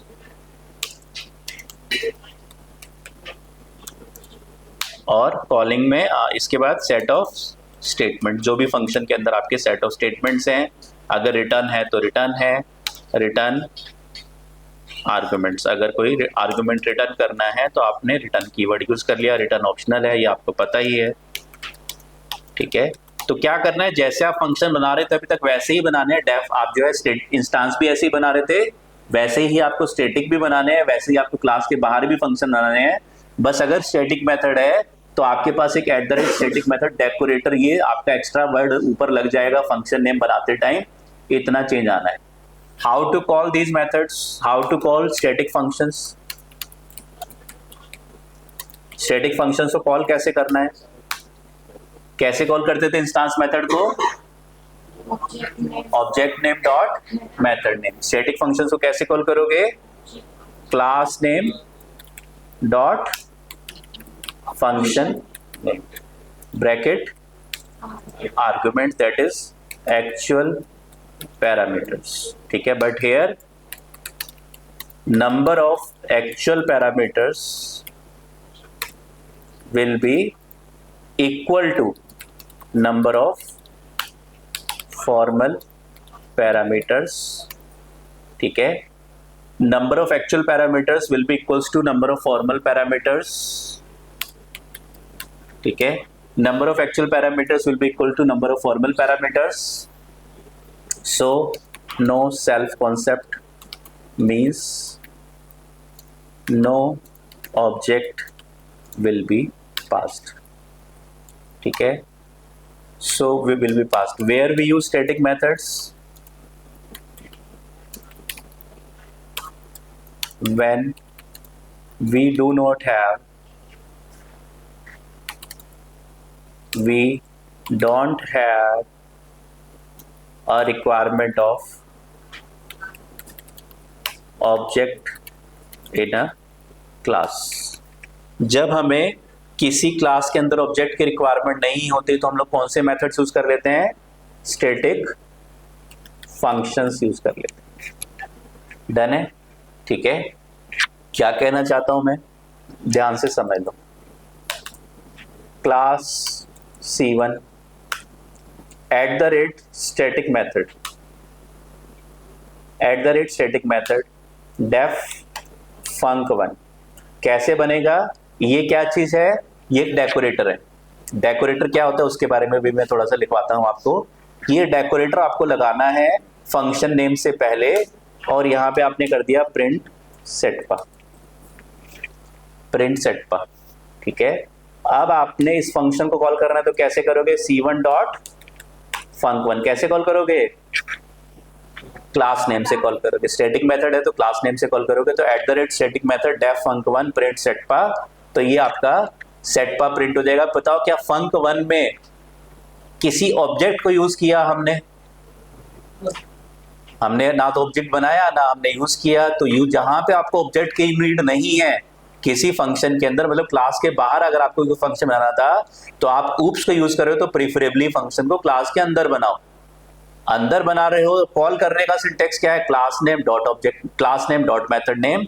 तो बस आपका क्या होगा? स्क्रीन पे सेटपा प्रिंट हो जाएगा। आपने रन किया, ये सेटपा आ गया। तो जब आपको किसी मेथड के अंदर क्लास के, किसी फंक्शन के अंदर क्लास के ऑब्जेक्ट की नीड नहीं होती है तो आप उस मेथड को प्रेफरेबली क्या करते हो? स्टैटिक मेथड बना लेते हो। डन है? कोई डाउट है तो बताओ। एक्चुअली यूज पता चलेगा जब हम CMS बनाएंगे। ठीक है, जब हम CMS बनाएंगे तो एक्चुअली यूज पता चलेगा आप लोगों को। ठीक है, बाकी rest we can make any method as static और इंस्टेंस। ठीक है, आप इंस्टेंस को स्टैटिक बना लो, स्टैटिक को इंस्टेंस बना दो, कोई बहुत ज्यादा फर्क नहीं पड़ता। बट ठीक है, but a good programmer is who uses the beauty of oops and knows where to use instance methods and where to use static methods। ठीक है, तो स्टैटिक मेथड्स हम वहां यूज करेंगे, बाकी कोई डिफरेंस नहीं है। जैसे कि मैं आपको डिफरेंस जैसे बता देता हूं, मैं क्या कहना चाहता हूं मैं कि अगर आपके पास क्या है? क्लास है C1 def init self dot a equals to 5 self dot b equals to 7 def show data self print self dot a comma self dot b obj1 equals to C1 बताओ क्या होगा? obj1 equals to C1 बताओ क्या होगा? सबसे पहले क्या होगा? क्लास C1 का ऑब्जेक्ट बन जाएगा, obj1 का एड्रेस 1000, obj1 का एड्रेस 1000। जब भी आप किसी क्लास का ऑब्जेक्ट बनाएंगे तो बाय डिफॉल्ट क्या कॉल हो जाएगा? कंस्ट्रक्टर कॉल हो जाएगा। जब भी ऑब्जेक्ट बनाओगे constructor is the method which will be called automatically, और उसका नाम पाइथन में इनिट होना चाहिए अगर आप खुद का कंस्ट्रक्टर बना रहे हो तो। ठीक है, तो इनिट नाम से आपके पास मेथड है, तो obj1 इक्वल्स टू C1 करने पे क्या होगा? आपके पास इनिट कॉल हो जाएगा। इनिट में सेल्फ के पास क्या आ जाएगा? 1000 आ जाएगा। अब 1000 एड्रेस के दो नाम है, obj1 और सेल्फ। एक मेमोरी है आपके पास, उसके दो नाम है। अब 1000 एड्रेस पे आपने क्या कर दिया, एक वेरिएबल बना दिया 1000 dot a equals to 5। Self का मतलब सेल्फ को प्रिंट करोगे, क्या प्रिंट होगा, 1000 प्रिंट होगा। तो 1000 डॉट a इक्वल्स टू 5 और 1000 डॉट b इक्वल्स टू 7। तो जैसे ही आपने ऑब्जेक्ट बनाया क्या होगा, obj1 dot a equals to 5, obj2 dot b equals to 7। तो ये रूल याद रख लो, ये फंडामेंटल रूल है। जब भी आपको पाइथन में ऑब्जेक्ट के साथ वेरिएबल्स बनाने हैं, कस्टमर क्लास बना रहे हो, कैलकुलेटर क्लास बना रहे हो, स्टूडेंट क्लास बना रहे हो, जब भी आपको वेरिएबल्स बनाने हैं, कहाँ बनाने हैं, इनिट के अंदर बनाने हैं। इनिट के अंदर बनाने से जितने भी ऑब्जेक्ट बनाओगे उन सब के साथ अपने इंडिपेंडेंट इंस्टेंस वेरिएबल्स बन जाएंगे। कोई डाउट है यहाँ तक? हाँ, सेम करेगा। पाइथन रिकमेंड करता है सेल्फ लो। आप सेल्फ की जगह एम ले लोगे तो M dot A, M dot B. Self की जगह हेलो या सेटपा ले लोगे तो सेटपा डॉट ए, सेटपा डॉट बी। तो obj1 सेटपा का मैप हो जाएगा और सेटपा डॉट ए, सेटपा डॉट बी बन जाएगा। लेकिन पाइथन रिकमेंड करता है कि ऑब्जेक्ट किसके पास जाना है, पहले आर्गुमेंट के पास जाना है। तो बेटर है उसका नाम क्या ले लो, सेल्फ ले लो। ठीक है, बन गया। अब आपने क्या किया अपने प्रोग्राम में, obj1 dot A equals to 10 और obj1 डॉट शो डेटा। क्या होगा, obj1 dot show data. Online students जल्दी से चैट विंडो में लिख दीजिए। हाँ जी, क्लासरूम स्टूडेंट्स बताओ क्या प्रिंट होगा, 10 और 7। obj1 का एड्रेस 1000। किस टाइप का है obj1, म्यूटेबल है, इम्यूटेबल है, म्यूटेबल है। म्यूटेबल में एलिमेंट्स को कम करो, ज्यादा करो, मॉडिफाई करो, बेस एड्रेस चेंज नहीं होगा। obj1 का एड्रेस अभी भी 1000 है। obj1 डॉट शो डेटा किया तो सेल्फ का एड्रेस यहाँ पे फिर क्या हो गया, 1000 हो गया। और 1000 हो गया तो 1000 डॉट ए पे क्या पड़ा हुआ है, 10 और 1000 डॉट बी पे क्या पड़ा है, 7। तो आप रन करोगे तो आपके पास 10 और 7 आउटपुट में आ जाएगा। कोई डाउट है? नहीं है, ठीक है। अब यहाँ पे obj1 किसके पास जा रहा है, शो डेटा के पास, सेल्फ के पास जा रहा है। ठीक है, यही काम अगर आपको स्टैटिक से भी करना है तो कर सकते हो, कोई चैलेंज नहीं है। यही काम आपको स्टैटिक से भी करना है तो कर सकते हो, कोई चैलेंज नहीं है। क्या कहना चाहता हूं मैं, मेरे पास क्या है, obj1 इक्वल्स टू c1 है। मैंने यहाँ पे क्या किया, मैंने यहाँ पे अपने डेफ शो डेटा को कैसा मेथड बना दिया, @ स्टैटिक मेथड बना दिया, @ स्टैटिक मेथड बना दिया। ठीक है, स्टैटिक मेथड बना दिया तो क्या होगा, अब आपका शो डेटा कैसा मेथड बन गया, स्टैटिक मेथड बन गया। ठीक है, इनिट कैसा मेथड है, इंस्टेंस मेथड है, क्योंकि @ शो डेटा नहीं लगा हुआ है। अब ये स्टैटिक मेथड बन गया। अब कैसे कॉल करोगे इसको, क्लास नेम से। तो कैसे कॉल होगा, c1 dot show data, c1 dot show data. और कुछ चेंज आएगा इसमें, बताओ बताओ, अब क्या आउटपुट आएगा, c1 डॉट शो डेटा।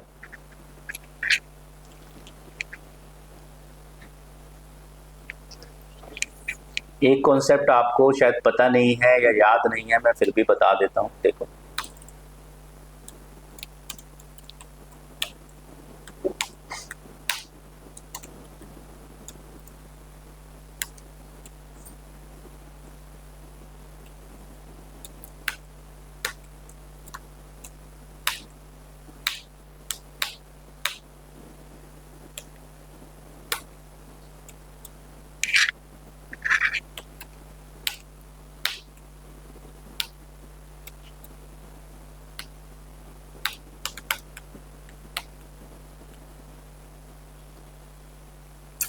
हमारे पास u, v, w, x equals to 1 2 3 4 है। ठीक है, इस प्रोग्राम में ध्यान से देखना आप लोग, बड़ा पावरफुल कॉन्सेप्ट है। r1 equals to add u, v अगर आप करोगे, सबसे पहले जब भी आप दुनिया की किसी भी प्रोग्रामिंग लैंग्वेज में, जब भी आप दुनिया की किसी भी प्रोग्रामिंग लैंग्वेज में किसी फंक्शन को कॉल करते हो तो क्या ऑपरेशन परफॉर्म होती है,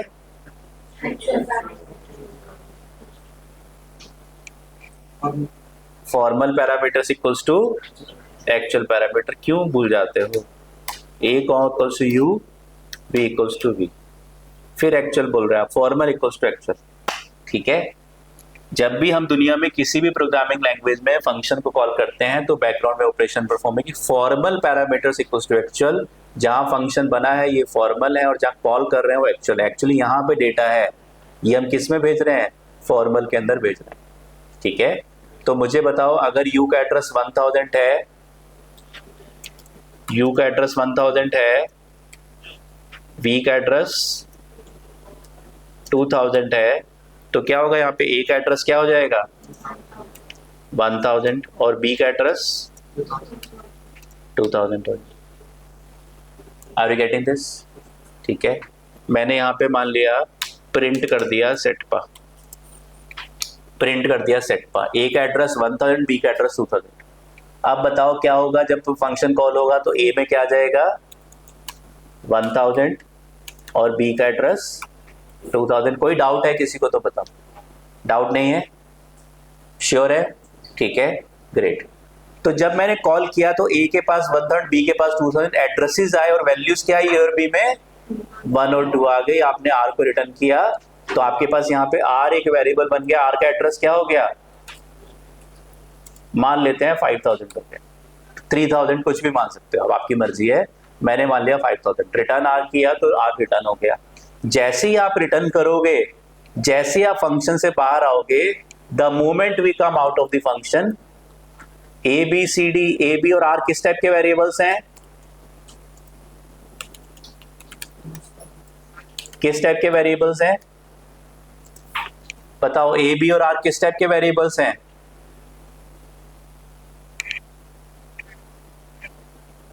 ऑनलाइन स्टूडेंट्स, किस टाइप के वेरिएबल्स है? स्टैटिक। स्टैटिक कहां से आ गया? क्लास की तो बात ही नहीं कर रहा मैं कुछ। वैसे क्लास के बाहर जो वेरिएबल्स होते हैं वो स्टैटिक ही होते हैं। क्लास के अंदर 2 तरह के वेरिएबल्स होते हैं, स्टैटिक और इंस्टेंस, लेकिन क्लास के बाहर जो वेरिएबल्स होते हैं वो स्टैटिक ही होते हैं। मतलब एक वेरिएबल एक्स बनाया तो उसी की वैल्यू चेंज होगी प्रोग्राम में। ठीक है, हाँ जी बताओ। Local variables, very good. The moment we come out of the function, the local variables are destroyed by garbage collector। जैसे ही आप बाहर आओगे क्या होगा? आपने लिखा r1 equals to add U comma V, क्या हुआ? एड फंक्शन कॉल हुआ, r के अंदर क्या आया? 1 + 2 3, 1 + 2 3, r1 में 3 आ गया। जैसे ही r1 में 3 आया, आपका एड फंक्शन के a, b और r वेरिएबल्स डिस्ट्रॉय हो गए। अब आप अगर फंक्शन के बाहर a, b और r को प्रिंट करोगे, क्या होगा? एरर आएगी, ए बी आर आपके वेरिएबल एग्जिस्ट नहीं करते क्योंकि वो तो लोकल वेरिएबल्स थे। तो फंक्शन के बाहर जैसे ही आप आते हो, जो लोकल वेरिएबल्स क्रिएट होते हैं फंक्शन की कॉलिंग के टाइम पे, वो आपके डिस्ट्रॉय हो जाते हैं। गार्बेज कलेक्टर उनको डिस्ट्रॉय कर देता है। दोबारा से क्या होगा? w, x equals to, w का एड्रेस क्या है?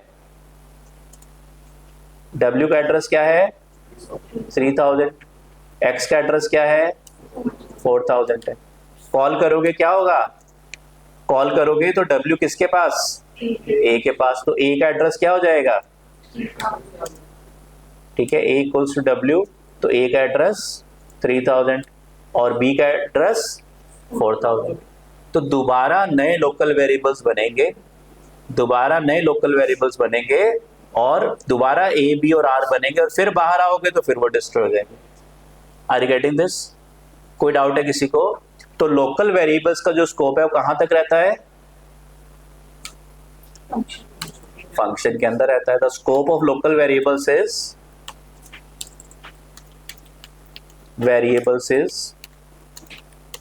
Is only inside function. ठीक है, and they exist till the time function is executing. जब तक फंक्शन एग्जीक्यूट हो रहा है आपके लोकल वेरिएबल्स एग्जिस्ट करते हैं। The moment we come out of the function,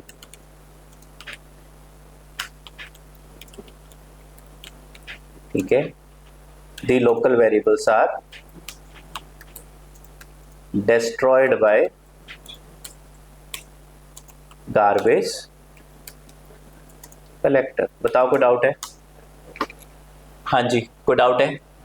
नहीं है? तो यही काम मैं यहाँ पे कर रहा हूँ। मैं क्या कर रहा हूँ यहाँ पे, पहली चीज मैंने यहाँ पे क्या किया, obj1 इक्वल टू c1 किया। क्या कॉल होगा? init कॉल होगा। obj1 का एड्रेस 1000, सेल्फ का एड्रेस 1000। उस सेल्फ के एड्रेस 1000 पे दो वेरिएबल बन गए। वेरिएबल्स कैसे बनते हैं? वैल्यू असाइन करके बनते हैं। तो दो वेरिएबल्स बन गए ए और बी।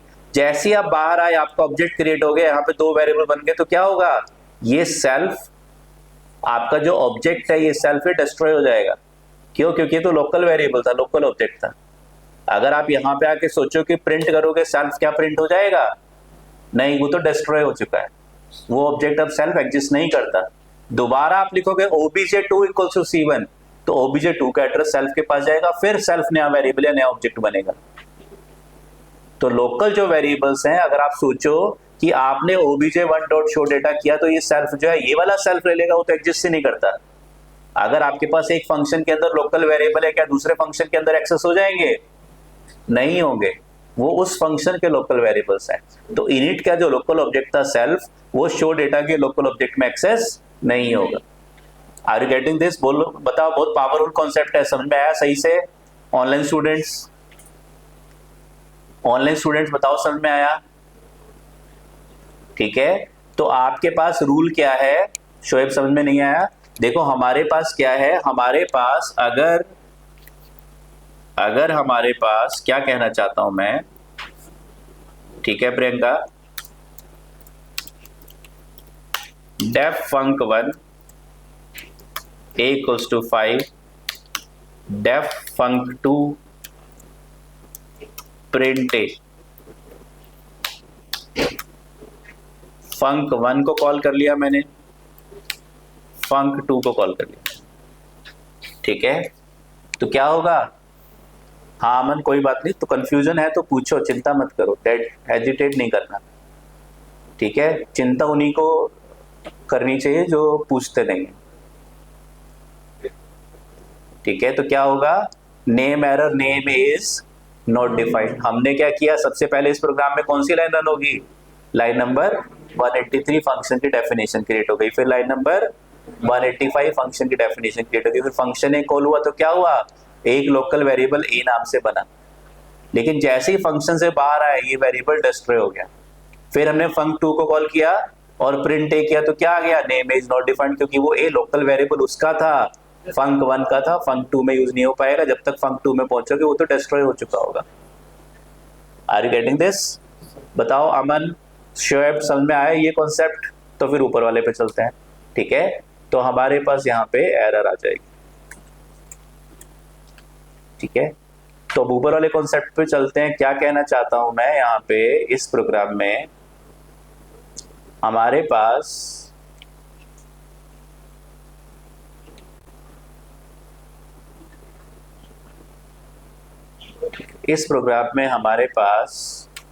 ठीक है, सबसे पहले देखो रूल क्या है। अगर आपने इनिट के अंदर सेल्फ है, इनिट कब कॉल होगा? जब ऑब्जेक्ट बनेगा, ठीक है। ऑब्जेक्ट बनेगा तो उस टाइम पे ओबीजे का एड्रेस किसके पास आ जाएगा? बैकग्राउंड में क्या ऑपरेशन परफॉर्म होगी? इनिट किस टाइप का फंक्शन है? स्टैटिक है, इंस्टेंस है? इंस्टेंस फंक्शन कैसे कॉल होते हैं? Object name dot method name, ऐसे कॉल होगा। ये वाला स्टेटमेंट हम नहीं लिखेंगे, ये अपने आप एग्जीक्यूट हो जाएगा। इनिट फंक्शन कैसे कॉल होगा? Object name dot method name से। तो obj1 का एड्रेस क्या है? 1000 है। आपने क्या किया? इनिट को कॉल किया अपने आप, तो क्या होगा? obj1 किसके पास चला जाएगा? सेल्फ के पास। सेल्फ का एड्रेस क्या हो गया? 1000। तो सेल्फ क्या बना? एक लोकल ऑब्जेक्ट बना। उस लोकल ऑब्जेक्ट पे दो वेरिएबल्स बने, लेकिन सेल्फ का एड्रेस 1000 और obj1 का भी 1000 है। तो अब आपके सेल्फ में चेंजेस होंगे तो obj1 में भी चेंजेस हो जाएंगे, यहाँ पे भी दो वेरिएबल्स क्रिएट हो जाएंगे। अब आप बाहर आ गए, अब आप इनिट से बाहर आ गए, आपने अगली लाइन में, लाइन नंबर 179 में, क्या अब इस टाइम पे इनिट रन हो रहा है? नहीं, अब तो आप इनिट से बाहर आ चुके हैं, आपके वेरिएबल्स क्रिएट हो चुके हैं। वेरिएबल जैसे ही आप बाहर आओगे, सेल्फ क्या होगा? डिस्ट्रॉय हो जाएगा। सेल्फ डिस्ट्रॉय हो जाएगा। तो अब अगर आप जो है अपने प्रोग्राम में आपने क्या किया, C1 डॉट शो डेटा किया, तो सेल्फ के पास क्या होगा, पहले तो सबसे पहले एक एरर आएगी। वो एरर क्या है कि मैंने क्या बताया, जो आपका शो डेटा जो स्टैटिक मेथड्स होते हैं वो नॉर्मल मेथड्स की तरह, नॉर्मल फंक्शंस की तरह होते हैं, जैसे क्लास के बाहर है। नॉर्मल फंक्शन कॉल करोगे, फॉर्मल में 3 है तो एक्चुअल में कितने होंगे, 3 ही होंगे। तो यहाँ पे फॉर्मल पे कितने हैं, 1 है। तो यहाँ पे क्या ब्रैकेट में आपने कुछ पास किया नहीं, तो एरर आ जाएगा। क्या करना पड़ेगा आपको, obj1 ऑब्जेक्ट पास करना पड़ेगा।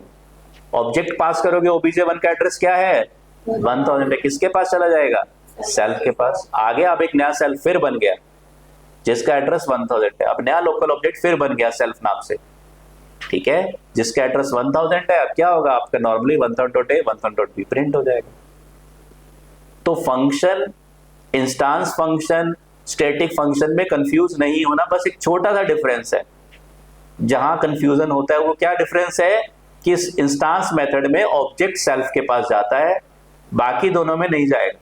नहीं जाएगा फिर भी आपको चाहिए है, क्या करो, उसको मैन्युअली पास कर दो। ऑब्जेक्ट को आप मैन्युअली पास कर दो। आपने क्या किया, C1 dot show data object को मैन्युअली पास कर दिया, किसके पास चला गया, सेल्फ के पास। अब पाइथन रिकमेंड नहीं करता कि सेल्फ का नाम सेल्फ होना चाहिए। ये तो नया ऑब्जेक्ट बना है, आप इसका नाम m ले लो, आप इसका नाम सेटपा ले लो, तो सेटपा का एड्रेस क्या हो जाएगा, 1000। सेटपा का एड्रेस क्या हो जाएगा, 1000। यहाँ पे क्या प्रिंट करोगे, सेटपा डॉट ए और सेटपा डॉट बी। बोलो कोड, क्यों नहीं प्रिंट होगा, 5-7 में क्या प्रिंट होगा, 10 और 7, क्योंकि और सेटपा का एड्रेस क्या है, 1000 एड्रेस पे क्या आ चुका है, बताओ, 10 आ चुका है। 1000.a पे 10 आ चुका है, ठीक है। तो हर जगह उस पूरे मेमोरी ब्लॉक को लेके चलना है आपने, हर जगह पूरे मेमोरी ब्लॉक को लेके चलना है। पहले obj1 = C1 किया तो obj1 का एड्रेस किसके पास गया, सेल्फ के पास। सेल्फ का एड्रेस 1000। तो जिस टाइम पे ये फंक्शन रन हो रहा है उस टाइम पे केवल obj1 का एड्रेस और सेल्फ का एड्रेस आपस में मैप्ड है। तो सेल्फ में कोई चेंज होगा तो उस टाइम पे obj1 में भी वही चेंज आपको रिफ्लेक्ट हो जाएगा। क्यों, एक ही आइडेंटिटी के 2 नाम है। लेकिन जैसे ही आपका इनिट फंक्शन एग्जीक्यूट हुआ, सेल्फ डिस्ट्रॉय हो गया। अब आप जब लाइन नंबर 179 पे आओगे तो सेल्फ नाम से कुछ एग्जिस्ट नहीं करता। फिर आपके पास क्या किया आपने, C1 डॉट शो डेटा और obj1 किस में पास कर दिया, सेटपा में। अब 1000 एड्रेस के फिर 2 नाम हो गए, क्या, एक obj1 और दूसरा सेटपा। Are you getting this? तो अब आपने जब प्रिंट करना है तो क्या, सेटपा डॉट ए सेटपा डॉट बी। ऑब्जेक्ट के साथ वेरिएबल्स कैसे एक्सेस होंगे, object name dot variable name से। तो पाइथन रिकमेंड करता है कि जो आपका इंस्टांस मेथड है उसके ब्रैकेट में जो ऑब्जेक्ट है उसका नाम सेल्फ होना चाहिए। बाकी आप स्टैटिक मेथड कॉल कर रहे हो, जनरली स्टैटिक मेथड जब हम बनाते हैं, कब बनाते हैं हम स्टैटिक मेथड, जब हमें ऑब्जेक्ट की मेथड के अंदर नीड ही ना हो। अगर ये हमें नीड है तो हम बेटर क्या बनाएंगे, इसको हम स्टैटिक मेथड नहीं बनाएंगे, हम इंस्टांस मेथड बनाएंगे। तो क्या कैसे कॉल करेंगे, obj1 डॉट शो डेटा और obj1 किसके पास चला जाएगा, सेल्फ के पास चला जाएगा, सेल्फ या सेटपा के पास चला जाएगा, ठीक है। यहाँ पे हम सेल्फ लिखेंगे, वो चला जाएगा obj1 और obj1 dot self dot A self dot A B को प्रिंट करेंगे। तो ये मैंने आपको ये डिफरेंस बताने के लिए प्रोग्राम बनवाया कि आप कंफ्यूज नहीं होना कि ऑब्जेक्ट क्या है, कैसे पास होता है। नॉर्मल डिफरेंस है, obj वेरिएबल्स एक्सेस करने हैं, dot A dot B dot C. अगर आपने obj को सेल्फ में पास किया तो सेल्फ हो जाएगा, सेटपा में पास किया सेटपा हो जाएगा, एम में पास किया एम हो जाएगा, ठीक है। कॉलिंग का छोटा सा डिफरेंस है कि आपको इंस्टेंस मेथड कॉल करना है तो object name dot method name से ऑब्जेक्ट किसके पास जाएगा, सेल्फ के पास। पहले ऑब्जेक्ट के पास जाएगा, उसका नाम सेल्फ है तो सेल्फ के पास जाएगा, उसका नाम भी अगर आपने यहाँ पे सेटपा रख दिया तो यहाँ सेटपा डॉट ए सेटपा डॉट बी। डन है? कोई डाउट है? अब बताओ, कोई डाउट है? ठीक है। तो इससे ज्यादा सिंपल तरीके से इतनी बार रिवाइज करके सेम कॉन्सेप्ट को अलग अलग तरीके से इससे ज्यादा नहीं बताया जा सकता, ठीक है। समझ में आ गया? चलो, तो हमने पढ़ लिया स्टैटिक मेथड्स और इंस्टेंस मेथड्स। अब प्लीज रिवाइज जरूर कर लेना आप लोग घर पे जाके, ठीक है। रिवाइज करोगे, प्रैक्टिस करोगे तो बहुत आप फिंगर टिप्स हो जाओगे। 90% बच्चों को जो बीटेक इंजीनियरिंग करते हैं कंप्यूटर साइंस से, उनको ये कॉन्सेप्ट इंटरनली मतलब फाउंडेशन लेवल पे पढ़े तो होते हैं, उन्होंने थ्योरी भी पढ़ी होती है, उनको उनको डेफिनेशंस भी पता होती है, स्टैटिक मेथड ये है, इंस्टेंस ये है, लेकिन एक्चुअली प्रोग्राम्स कैसे बनने हैं, प्रोग्राम्स में डेटा कैसे ट्रैवल हो रहा है वो समझ में नहीं आता। ठीक है, डन है, चलिए।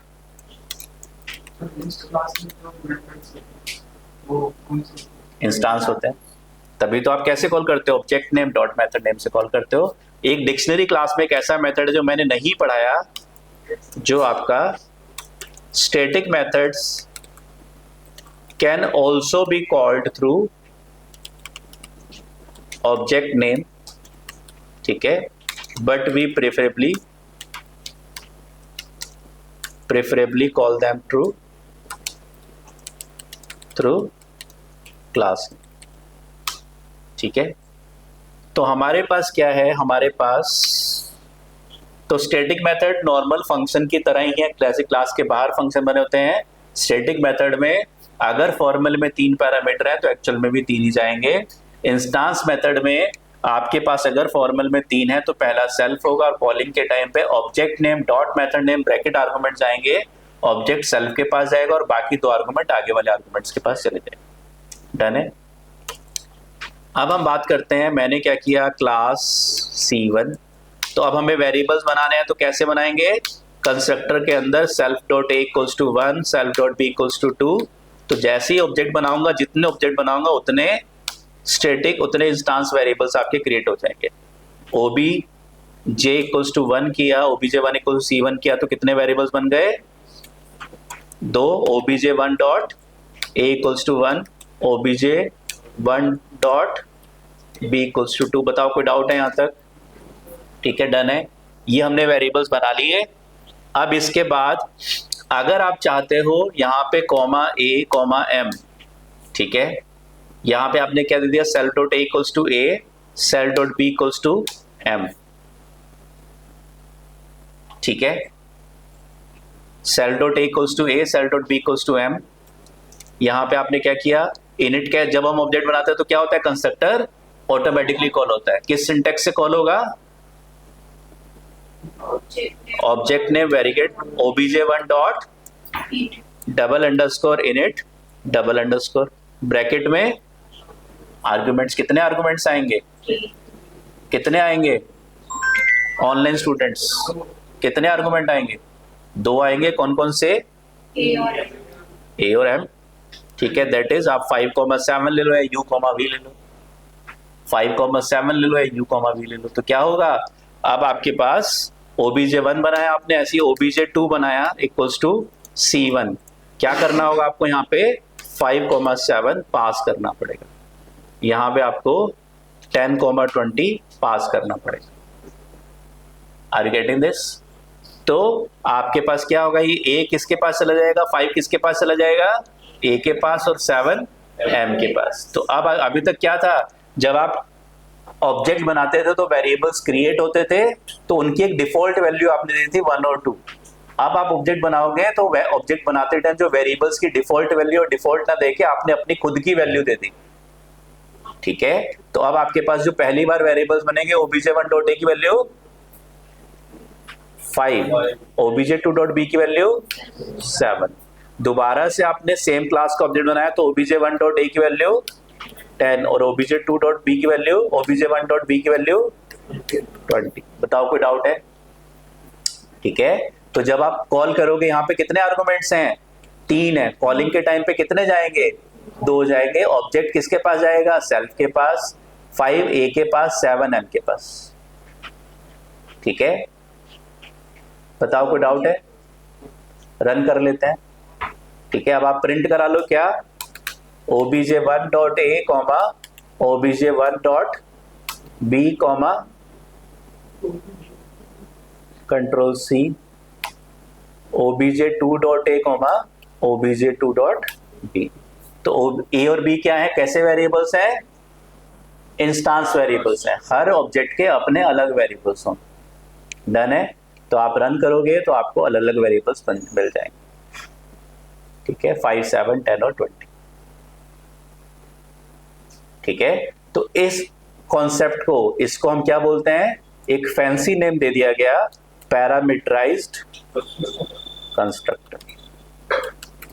पैरामीटराइज कंस्ट्रक्टर कि जब आप कंस्ट्रक्टर बना रहे हो उस टाइम पे आपने क्या किया, पैरामीटर्स पास कर दिए। पैरामीटर्स जब आपने कंस्ट्रक्टर बना रहे हो, कंस्ट्रक्टर जब आपका कॉल हो रहा है तो ऑब्जेक्ट, मैंने आपको क्लास का ऑब्जेक्ट बनाने का सिंटेक्स क्या बताया था? क्लास का ऑब्जेक्ट बनाने का सिंटेक्स क्या है? Class name bracket arguments. Arguments क्या है? ये जो पैरामीटराइज कंस्ट्रक्टर के पास जाते हैं, ठीक है। तो क्लास का सिंटेक्स, किसी भी क्लास के ऑब्जेक्ट बनाने का सिंटेक्स क्या है?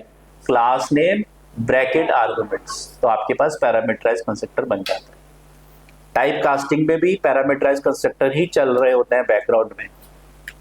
जब आप टाइप कास्टिंग करते हो तो भी पैरामीटराइज कंस्ट्रक्टर ही चल रहे होते हैं बैकग्राउंड में। आपके पास क्या है? x इक्वल्स टू 1 2 3 है। आप क्या चाहते हो? उसको इंटीजर में टाइप कास्ट करना, यूजर से एक इनपुट कराया स्ट्रिंग टाइप का टाइप कास्ट करना। क्लास का किसी स्ट्रिंग का डिफॉल्ट ऑब्जेक्ट बनाना है, क्या सिंटेक्स होगा? स्ट्रिंग का डिफॉल्ट ऑब्जेक्ट बनाना है, क्या सिंटेक्स होगा? x equals to str class name bracket, तो क्या होगा? x इक्वल्स टू किसी क्लास का ऑब्जेक्ट बनाना, सिंटेक्स क्या है? अभी मैंने लिस्ट का सिखाया था आप लोग को, एम्प्टी लिस्ट बन रही थी, लिस्ट ब्रैकेट लगा देते एम्प्टी लिस्ट बन जाती थी। तो यहाँ पे क्या बन जाएगा? x एक एम्प्टी स्ट्रिंग बन जाएगी। और अगर आपने ब्रैकेट में क्या पास कर दिया? x, तो ये x किस टाइप का है? इंटीजर टाइप का। ये x कहाँ जा रहा होगा? एक्चुअली में इनिट कॉल हो रहा होगा, वहां पे पैरामीटराइज कंस्ट्रक्टर बना होगा, उसके अंदर x जा रहा होगा और वहां से एक इंटीजर वैल्यू, सॉरी यहाँ पे अगर मैंने इंट कर दिया तो एक इंटीजर वैल्यू रिटर्न हो रही हो, तो एक इंटीजर वैल्यू रिटर्न हो रही होगी। अगर आप प्रिंट करोगे x को कॉमा टाइप ऑफ x को, तो हमारे पास यहाँ पे x इंटीजर टाइप का बन जाएगा। बताओ कोई डाउट है? तो एक्चुअली में यहाँ पे मैंने क्लास नेम और ब्रैकेट लगाया तो क्या बन गया? मेरा क्लास का ऑब्जेक्ट बन गया। किस क्लास का? इंटीजर टाइप क्लास का। बाय डिफॉल्ट x की वैल्यू क्या होगी? 0 होगी। लेकिन अगर आपने ब्रैकेट में क्या पास कर दिया? ब्रैकेट में स्ट्रिंग पास कर दी, ठीक है, तो ये स्ट्रिंग किसके पास जाएगी? जैसे मैं यहाँ पे क्लास का ऑब्जेक्ट बना रहा हूँ, क्लास नेम ब्रैकेट आर्गुमेंट्स, तो आर्गुमेंट्स किसके पास जा रहे हैं? कंस्ट्रक्टर के पास जा रहे हैं।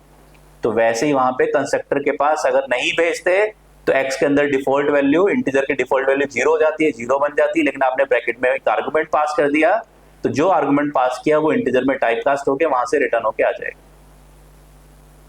डन है? ठीक है, हाँ जी, कोई डाउट नहीं है?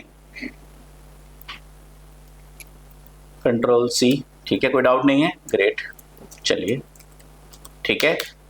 तो ये हमारे पास हो गया पैरामीटराइज कंस्ट्रक्टर। इसी के अंदर अगर आप चाहते हो क्या थोड़ा सा और चेंज कर दें, कंट्रोल C कंट्रोल V, क्या किया आपने?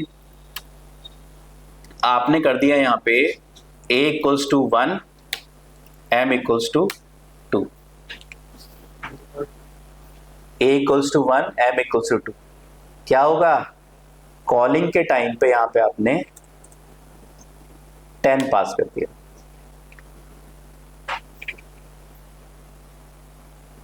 क्या होगा?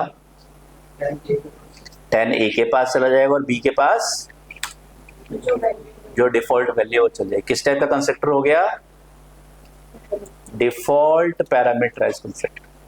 थोड़ा और फैंसी नेम आ गया, डिफॉल्ट पैरामीटराइज कंस्ट्रक्टर, ठीक है। तो ये क्या है आपके पास? ये पैरामीटराइज कंस्ट्रक्टर है, लेकिन क्या है, आपने याद करो फंक्शंस के अंदर हमने एक डिफॉल्ट फंक्शन कैटेगरी पढ़ी थी।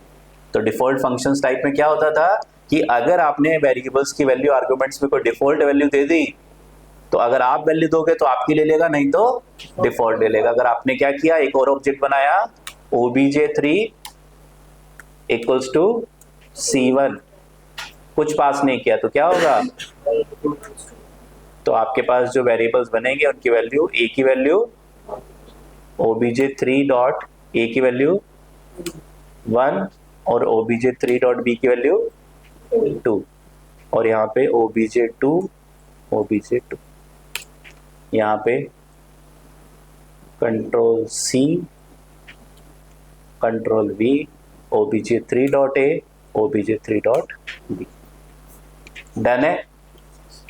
रन किया तो हमारे पास आउटपुट में 5 7 10 2 1 2 आ गया। बोलो को डाउट है तो? ठीक है, तो किसी भी क्लास का ऑब्जेक्ट बनाना है तो सिंटेक्स क्या है, क्लास का ऑब्जेक्ट बनाने का सिंटेक्स है कि class name bracket arguments, bracket arguments. तो आर्गुमेंट्स कंस्ट्रक्टर के पास जाएंगे, जब भी हम ऑब्जेक्ट बनाएंगे तो इनिट के अंदर जो वेरिएबल्स हैं ऑब्जेक्ट का तो ऑटोमेटिकली क्रिएट हो जाएंगे। कंस्ट्रक्टर का नाम है कंस्ट्रक्ट करना, तो वेरिएबल्स कंस्ट्रक्शन जब हमें करनी होती है तो हम कंस्ट्रक्टर के अंदर करते हैं। चलिए समझ में आ गया।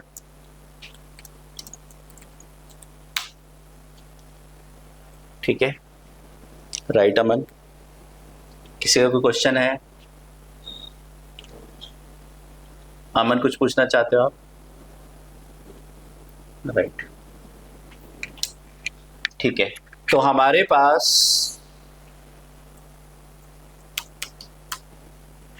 तो अब हमें कैलकुलेटर बनाना है, कैलकुलेटर बनाना है। ठीक है, तो ट्राई कर लोगे, बना लोगे अपने आप। ठीक है, ऐड फंक्शन तो मैंने बनाया था, ऐड के जैसे subtract, multiply, divide, power, log, ये सारे फंक्शंस आपको बनाने हैं। ठीक है, लॉग डायरेक्टली यूज कर लेना, पावर को बनाना हो बना लेना डबल स्टार यूज करके। ठीक है, तो ये हमारे पास हो गया। अब हमने बात कर ली स्टैटिक इंस्टेंस की। ठीक है,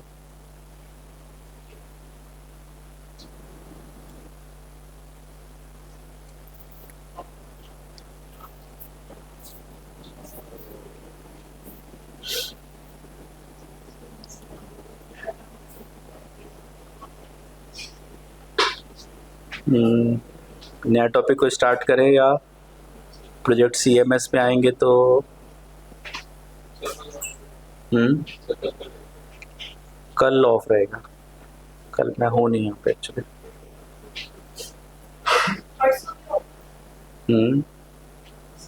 परसों संडे हम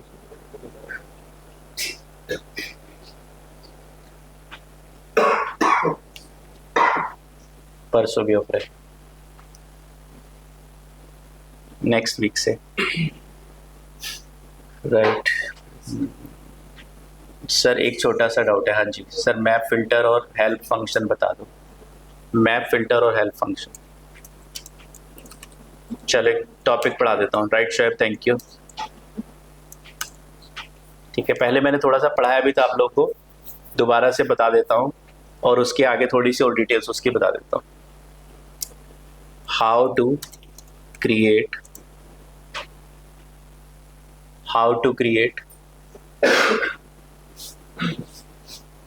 जिप मैप फिल्टर आगे आएंगे बेटा। ठीक है Shoaib, how to create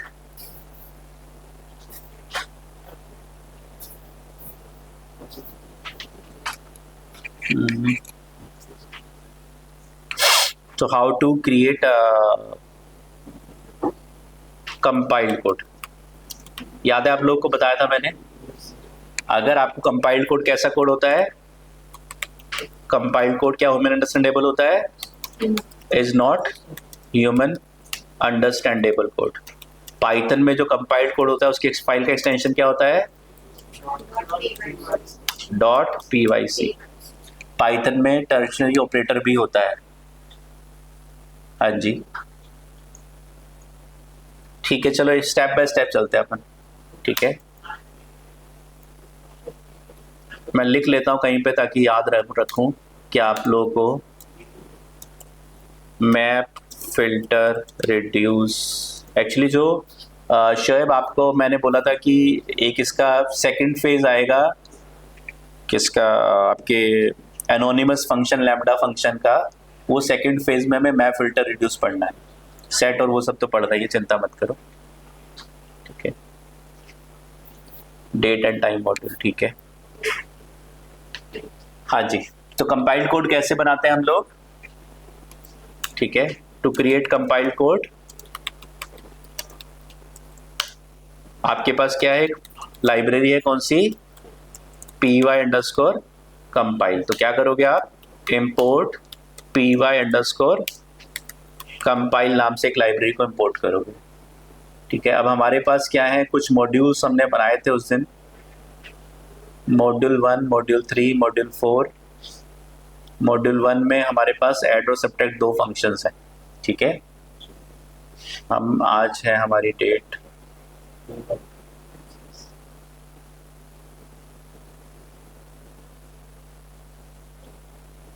20th।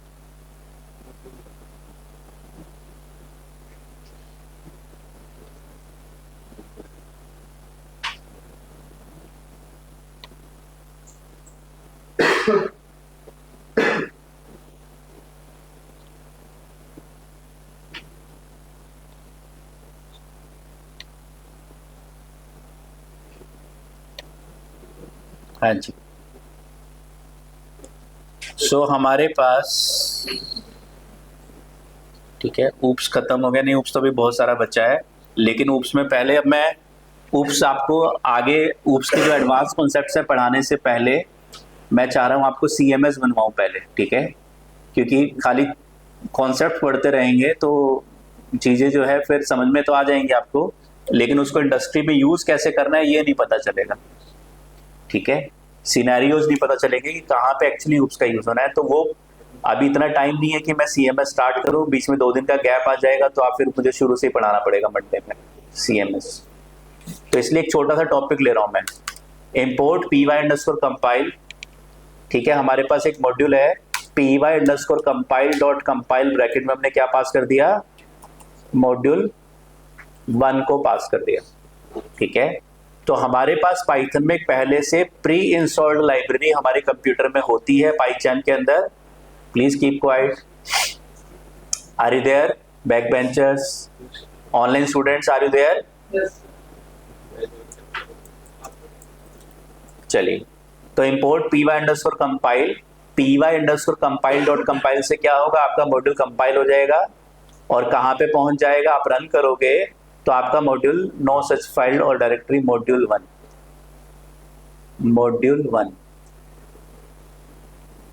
Dot py। Oops और CMS सर मैंने बहुत पहले बोला था रन करवा दो, हाँ ठीक है, रन करवाऊंगा नेस्टेड लूप वाला। अच्छा ठीक है, कोई बात नहीं, आज का टॉपिक मैंने ले लिया है, पिक कर लिया, अब यही वाला ही पढ़ाऊंगा, ठीक है, जो शोएब ने बोला है हेल्प पढ़ाने के लिए, तो हेल्प पढ़ाना चाहता हूं मैं आपको।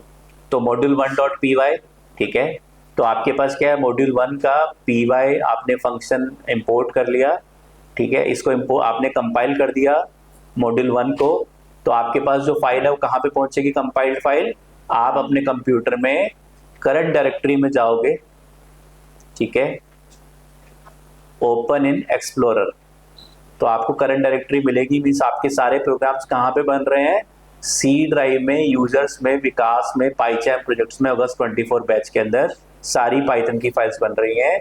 इसी करंट डायरेक्टरी के अंदर आपके पास _py कैशे _ नाम से एक फोल्डर होगा, इसके अंदर आपके पास मॉड्यूल 1 की C पाइथन फाइल यानी कि pyc देखो लिखा हुआ है, कंपाइल्ड पाइथन फाइल बन जाएगी। इसका एक्सटेंशन क्या है, .pyc है, राइट क्लिक करके हम देख सकते हैं, प्रॉपर्टीज में जाएंगे तो यहाँ .pyc फाइल आ जाएगी।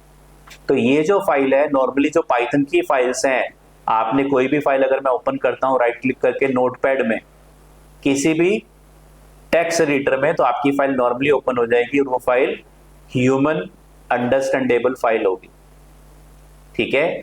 लेकिन जो आपने कंपाइल्ड फाइल बनाई है उसको अगर आप ओपन करोगे तो वो फाइल आपकी ओपन विद नोटपैड करोगे तो उसमें कुछ बॉक्सेस टाइप के स्ट्रक्चर्स बने होंगे, वो आपको जो है फाइल आपकी ह्यूमन अंडरस्टैंडेबल फाइल नहीं होगी। Are you getting this? तो जो कंपाइल्ड पाइथन फाइल है वो ह्यूमन अंडरस्टैंडेबल फाइल नहीं होती। जब भी आप कंपाइल करोगे, ठीक है, जब भी आप कंपाइल करोगे, ठीक है, आर मॉड्यूल 1 विल रीच, कहां पे पहुंच जाएगा, module 1 will reach, will be saved in current directory folder named _py cache _ and we can, ठीक है, will be saved in current directory in which format, in .pyc format। कोई doubt है? कोई doubt है? जब आप अपने प्रोग्राम में किसी फाइल को इंपोर्ट करते हो, ठीक है, तो वो कहाँ पे, अगर आपने अपना खुद का बनाया हुआ मॉड्यूल इंपोर्ट किया तो कहाँ पे होना चाहिए, वो मॉड्यूल आपकी करंट डायरेक्टरी में होना चाहिए, कहीं और से है तो फिर एक्सेस नहीं हो पाएगा। ठीक है। तो आपके पास कहाँ पे पहुंचा था वो मॉड्यूल, डबल_py कैशे। तो आपको क्या करना है, यहाँ से Ctrl+C या Ctrl+X कुछ भी आप कर सकते हो, और कहाँ ले गए आप, करंट डायरेक्टरी में। और इसका नाम आपने क्या करके चेंज करके क्या कर दिया, मान लिया मॉड्यूल 10 कर दिया। इस फाइल को, जो आपकी कंपाइल्ड पाइथन फाइल थी, इसका नाम आपने चेंज करके मॉड्यूल 10 कर दिया। अब आप अपने प्रोग्राम में जाते हो, क्या इंपोर्ट करते हो, इंपोर्ट मॉड्यूल 10, ठीक है। तो अभी तो एरर दिख रही है आपको, लेकिन जब आप रन करोगे तो एरर आपको नहीं दिखेगी। आपने रन किया, आपके पास यहाँ पे एरर नहीं है, मतलब मॉड्यूल 10 रीड हो पा रहा है। मॉड्यूल 10 के अंदर क्या क्या बना हुआ है, दो फंक्शन ऐड और सब्ट्रैक्ट बने हुए हैं, और दो वेरिएबल यू और वी। किसको हमने कंपाइल फाइल किसकी बनाई, मॉड्यूल 1 से हमने मॉड्यूल 10 बनाया था। तो मॉड्यूल 1 में ऐड सब्ट्रैक्ट और दो वेरिएबल से यू और वी, तो सेम आपके पास मॉड्यूल 10 में आ गए कंपाइल्ड होने के बाद। कोई डाउट है यहाँ तक, ठीक है। अब अगर आप अपने प्रोग्राम में r1 equals to module 10 dot add bracket 5,7 करते हो, और r2 equals to module 10 dot subtract bracket में u कॉमा या ब्रैकेट में 10,20 करते हो, और ऐसे ही आप u और v वेरिएबल्स को भी एक्सेस करना चाहते हो तो कर सकते हो। प्रिंट r1 कॉमा r2 आप रन करोगे तो आपको क्या मिल जाएगा, 12 और -10 मिल जाएगा। Are you getting this? कोई डाउट है, कोई डाउट है, ठीक है। तो ये आपके पास हो गया इंपोर्ट मॉड्यूल 10, ठीक है। तो आपके पास, लेकिन मॉड्यूल 10 को अब आप समझ नहीं सकते, आप रीड नहीं कर सकते कंपाइल्ड पाइथन फाइल को, लेकिन पाइथन उसको रीड कर सकता है और उसके अंदर की रिसोर्सेज को यूज कर सकता है। जब आप इंडस्ट्री में काम करते हो और आपको अगर अपना कोड किसी दूसरे को शेयर करना है, तो आप जनरली प्रीफर करते हो कि एक्चुअल कोड ना शेयर करो, कंपाइल्ड कोड शेयर करो, ठीक है। ताकि वो आपका दूसरा बंदा, जो आपका पार्टनर है, आपका जो कलीग है, वो आपकी रिसोर्सेज को यूज तो कर पाए, लेकिन उनको मॉडिफाई या उनको एक्सेस ना कर पाए, उनको रीड ना कर पाए। डन है? कोई डाउट है किसी को? ऑनलाइन स्टूडेंट बताओ, कोई डाउट है यहाँ तक? डन है? अमन को नहीं है, तुलसी को नहीं है, शोएब को नहीं है, ठीक है। कोई डाउट आ रहा है क्या माइंड में? इतना तो मैंने पहले भी पढ़ा दिया था आपको, ठीक है। कंपाइलेशन मैंने पहले बता दिया था आपको, ठीक है, स्टार्टिंग ऑफ द लेक्चर्स में।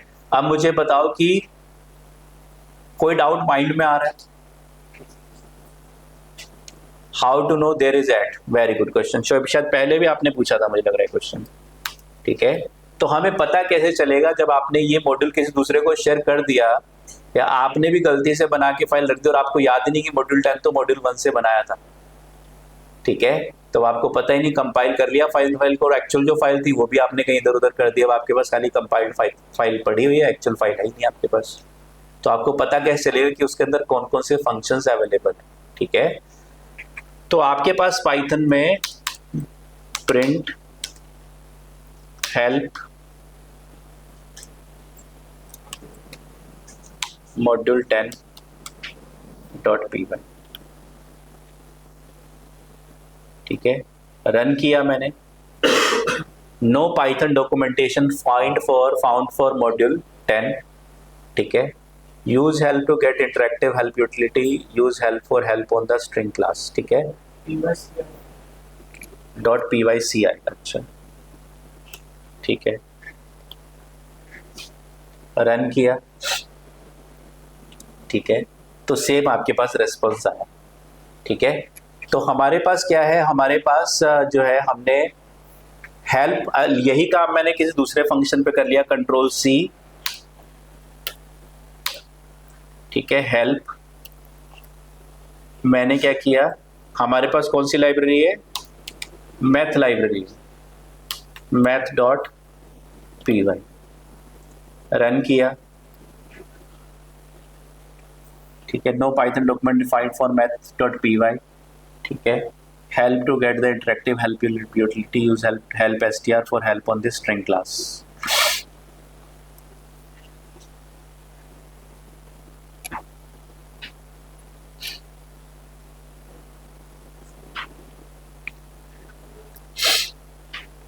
ठीक है। तो हमारे पास क्या होता है, हमारे पास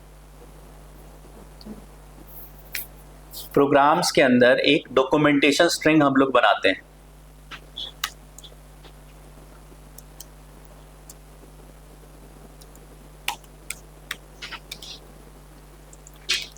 डॉक्यूमेंटेशन स्ट्रिंग, ठीक है। डॉक्यूमेंटेशन स्ट्रिंग क्या होती है? डॉक्यूमेंटेशन स्ट्रिंग, इसको हम डॉक स्ट्रिंग भी बोलते हैं। Doc string is the first string created inside module, function और क्लास, ठीक है। क्या कहना चाहता हूं मैं, आपके पास मॉड्यूल 1 है और आपने क्या किया, यहां पे लिख दिया क्या, this module is created for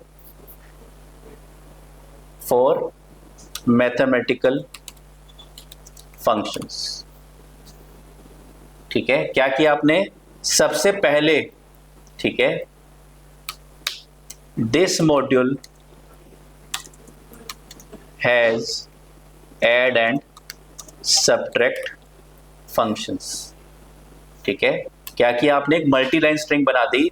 आप देखोगे, अगर अभी तक शायद पता नहीं किसी ने ध्यान दिया नहीं दिया, जब मैं पाइथन में सबसे ऊपर कोई स्ट्रिंग बनाता हूं तो वो कैसी स्ट्रिंग बनती है, वो ग्रे कलर में हाईलाइट नहीं होती स्ट्रिंग, लेकिन उसके बाद अगर मैं कोई स्ट्रिंग बनाता हूं तो ग्रीन कलर में हाईलाइट हो जाती है। तो जो पहली वाली स्ट्रिंग होती है वो डॉक्यूमेंटेशन स्ट्रिंग होती है आपके प्रोग्राम की, और इस डॉक्यूमेंटेशन स्ट्रिंग को कहीं दूसरी जगह से आप एक्सेस कर सकते हो। Are you getting this? ठीक है। तो मेरे पास ये क्या है, एक डॉक्यूमेंटेशन स्ट्रिंग है। अगर मैं अब यहां पे कोई स्ट्रिंग बनाऊंगा तो नॉर्मल स्ट्रिंग बनेगी, hello how are you, hello how are you, ये एक नॉर्मल स्ट्रिंग है। लेकिन ऊपर वाली जो स्ट्रिंग है ये डॉक्यूमेंटेशन स्ट्रिंग है। नहीं, नीचे वाली बाहर से एक्सेस नहीं होगी। तो जो पहली स्ट्रिंग होती है किसी भी मॉड्यूल के अंदर, किसी भी क्लास के अंदर, किसी भी फंक्शन के अंदर, वो उसकी डॉक्यूमेंटेशन स्ट्रिंग होती है। जैसे मैंने यहाँ पे ऐड लिखा और यहाँ पे क्या कर दिया, यहाँ पे लिख दिया this module, this function is created for, single line या मल्टी लाइन, कैसी भी स्ट्रिंग आप बना सकते हो, फॉर एडिशन ऑफ 2 नंबर्स, ठीक है। It will add the numbers and will return the result. This function is created for addition of 2 numbers and this will add the numbers and it will add the numbers and will return the result. So ये क्या चीज है, ये documentation string है। इसके आगे अगर इसी फंक्शन में कोई स्ट्रिंग बनाओगे तो नॉर्मल स्ट्रिंग होगी, पर ये डॉक्यूमेंटेशन स्ट्रिंग है, पहली वाली स्ट्रिंग। कोई डाउट है किसी को? अब इस डॉक्यूमेंटेशन स्ट्रिंग को अगर एक्सेस करना है आपने, इस डॉक्यूमेंटेशन स्ट्रिंग को अगर आपने एक्सेस करना है तो मैंने क्या किया, यहाँ पे मैंने अपने प्रोग्राम में किया इंपोर्ट मॉड्यूल 10, इंपोर्ट मॉड्यूल 1, अभी तो मॉड्यूल 1 के अंदर ही मैंने लिखा है, और यहाँ पे क्या कर दिया, print module 1 dot double underscore DOC double underscore. Are you getting this? तो क्या प्रिंट होगा, double underscore DOC double underscore एक वेरिएबल, क्या है कि वेरिएबल है, क्या प्रिंट होगा, डॉक्यूमेंटेशन स्ट्रिंग प्रिंट हो जाएगी उस मॉड्यूल की। क्या बनाई थी हमने डॉक्यूमेंटेशन स्ट्रिंग? हमने बनाई थी this module is created for mathematical functions, this module has add and subtract functions, या has add and subtract functions, ठीक है। तो ये मॉड्यूल के पास आपके पास ऐड और सब्ट्रैक्ट फंक्शंस अवेलेबल है। Are you getting this? कोई डाउट तो नहीं है, ठीक है। तो ये हमारे पास है मॉड्यूल की डॉक्यूमेंटेशन स्ट्रिंग, जो हमें डॉक्यूमेंट्स के बारे में बताएगी कि हमारा ये मॉड्यूल किस काम के लिए बना। आप दुनिया में आप जितने भी पाइथन में प्री डिफाइंड मॉड्यूल्स हैं, आप किसी की भी डॉक्यूमेंटेशन स्ट्रिंग एक्सेस करना चाहते हो तो एक्सेस कर सकते हो। देख लो, आपने अपने प्रोग्राम में क्या किया, import math print math dot double underscore DOC double underscore. ये क्या चीज है, ये आपको मैथ जो लाइब्रेरी पहले से बनी हुई है उसकी डॉक स्ट्रिंग बताएगी। This module provides access to mathematical functions defined by the C standard. तो जो मैथ लाइब्रेरी है वो आपके मैथमेटिकल फंक्शंस का एक्सेस आपको प्रोवाइड करती है। तो जितने भी प्री डिफाइंड मॉड्यूल्स हैं, आपको हर मॉड्यूल का numpy, pandas, matplotlib, किसी की भी अगर आपको एक्सेस करनी है, प्रिंट मैथ डॉट या प्रिंट रैंडम, मैंने आपको पढ़ाया था, random dot double underscore import random dot double underscore DOC double underscore, आपने रन किया तो आपके पास यहाँ पे रैंडम की डॉक स्ट्रिंग आ गई, रैंडम की डॉक स्ट्रिंग आ गई, रैंडम वेरिएबल जनरेटर्स, ठीक है, random variable generators, bytes, uniform bytes, integers, sequences, distribution, तो ये आपके पास आ गई, ठीक है। तो ये आपके पास रैंडम मॉड्यूल की डॉक स्ट्रिंग आ गई। तो ये डॉक है क्या चीज, double underscore DOC double underscore क्या चीज है ये,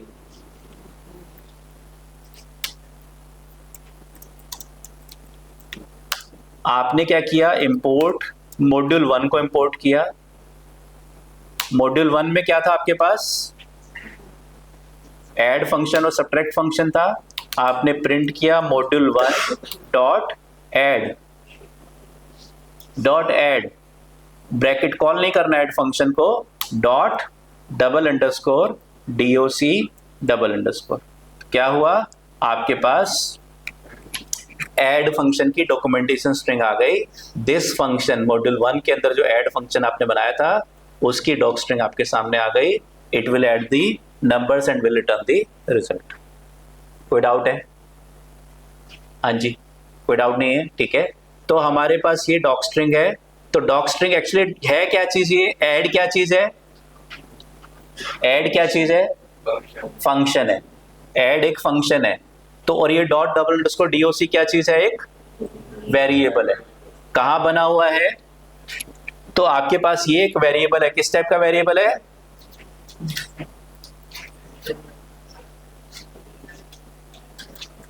ठीक है।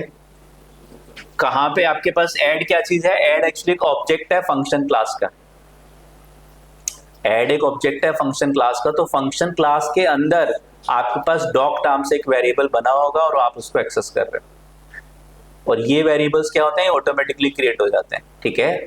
तो आप जब कुछ वेरिएबल्स आपके पास ऑटोमेटिकली क्रिएट हो जाएंगे जिनसे आप जो है ठीक है, तो डॉक उसके अंदर एक वेरिएबल है जो ऑटोमेटिकली क्रिएट हो जाता है और आपको पता चल जाता है कि अच्छा आपके पास वेरिएबल जो है कितना वेरिएबल का डॉक स्ट्रिंग क्या है, ठीक है। किसी डेटा, किसी फंक्शन का, किसी लाइब्रेरी का, किसी मेथड का डॉक स्ट्रिंग क्या है। तो आप किसी मेथड का भी डॉक स्ट्रिंग लिखना चाहते हो, आप देख सकते हो इंपोर्ट मैथ, ठीक है, और print math dot log dot double underscore DOC double underscore. तो जितने भी प्री डिफाइंड फंक्शंस आपके पास बने होंगे, हर फंक्शन की आपके पास एक डॉक स्ट्रिंग बनी हुई होगी पहले से, ठीक है। तो logarithmic of X with by default base E है, ठीक है, logarithmic of X with by default base E है, ठीक है। अगर आपने बेस प्रोवाइड किया तो आपका बेस ले लेगा, नहीं तो बेस ई ले लेगा। डन है, ठीक है।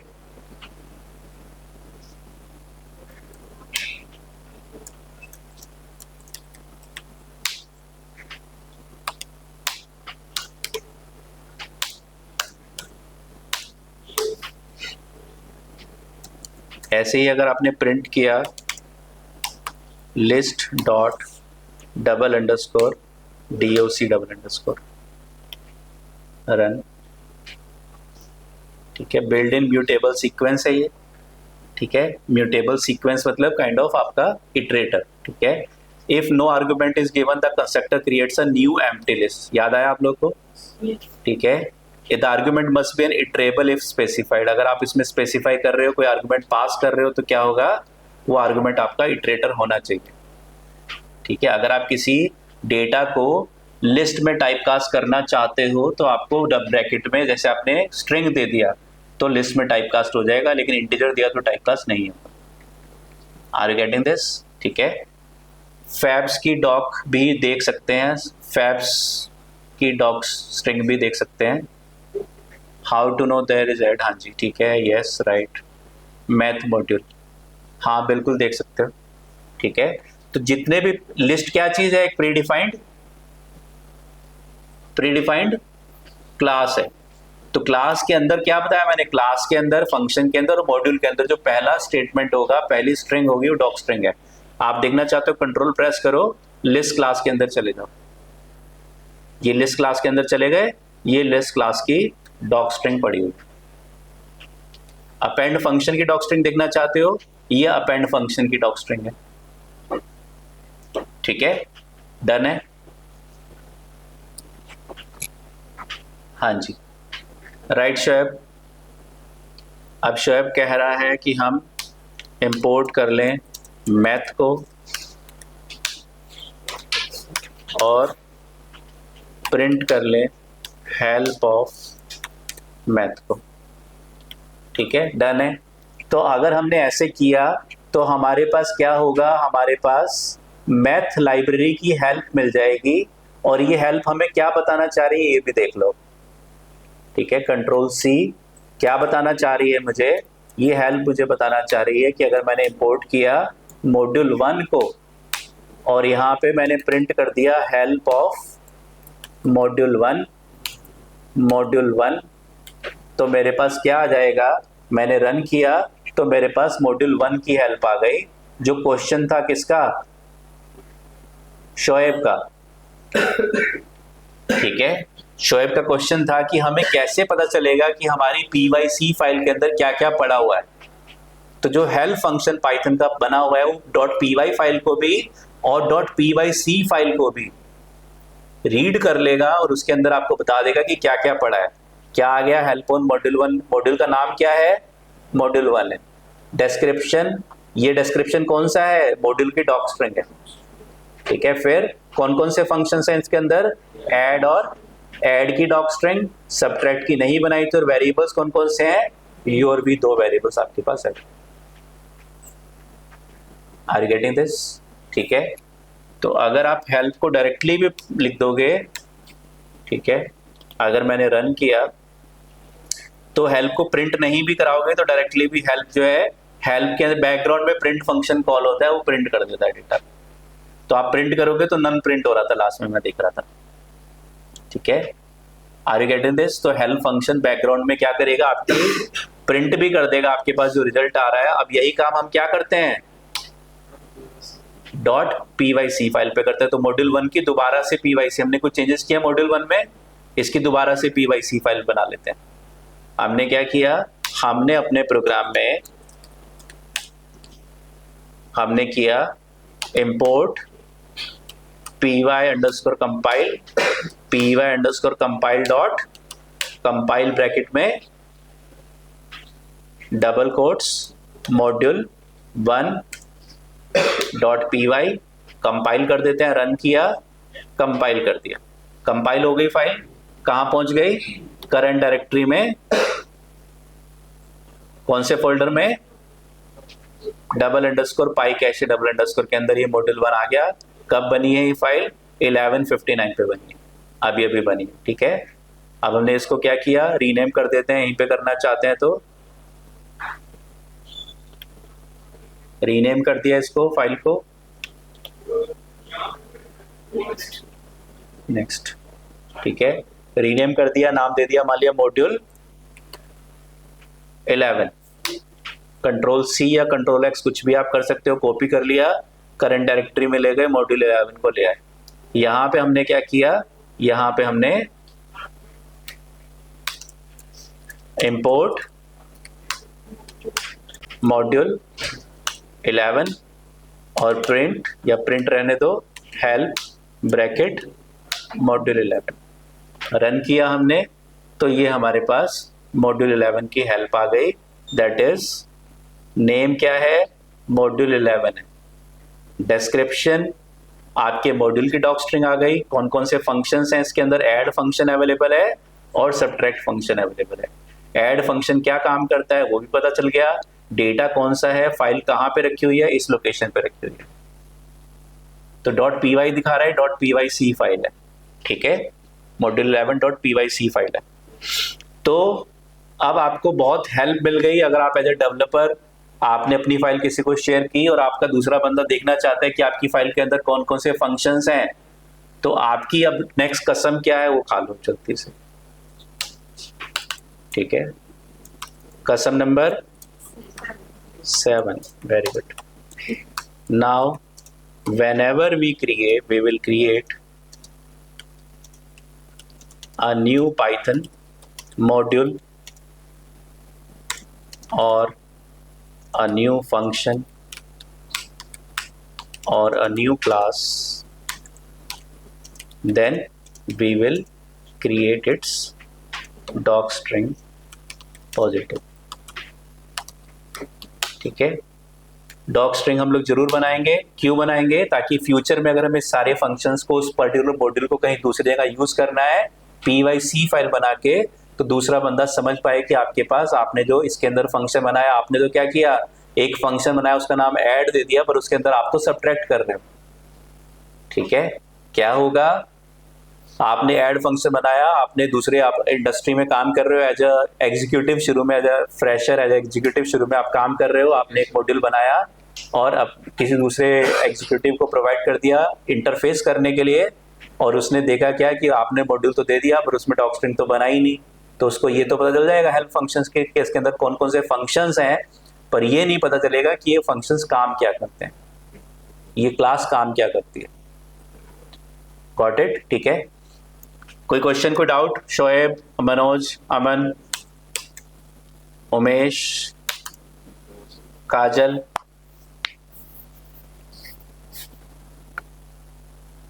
तुलसी,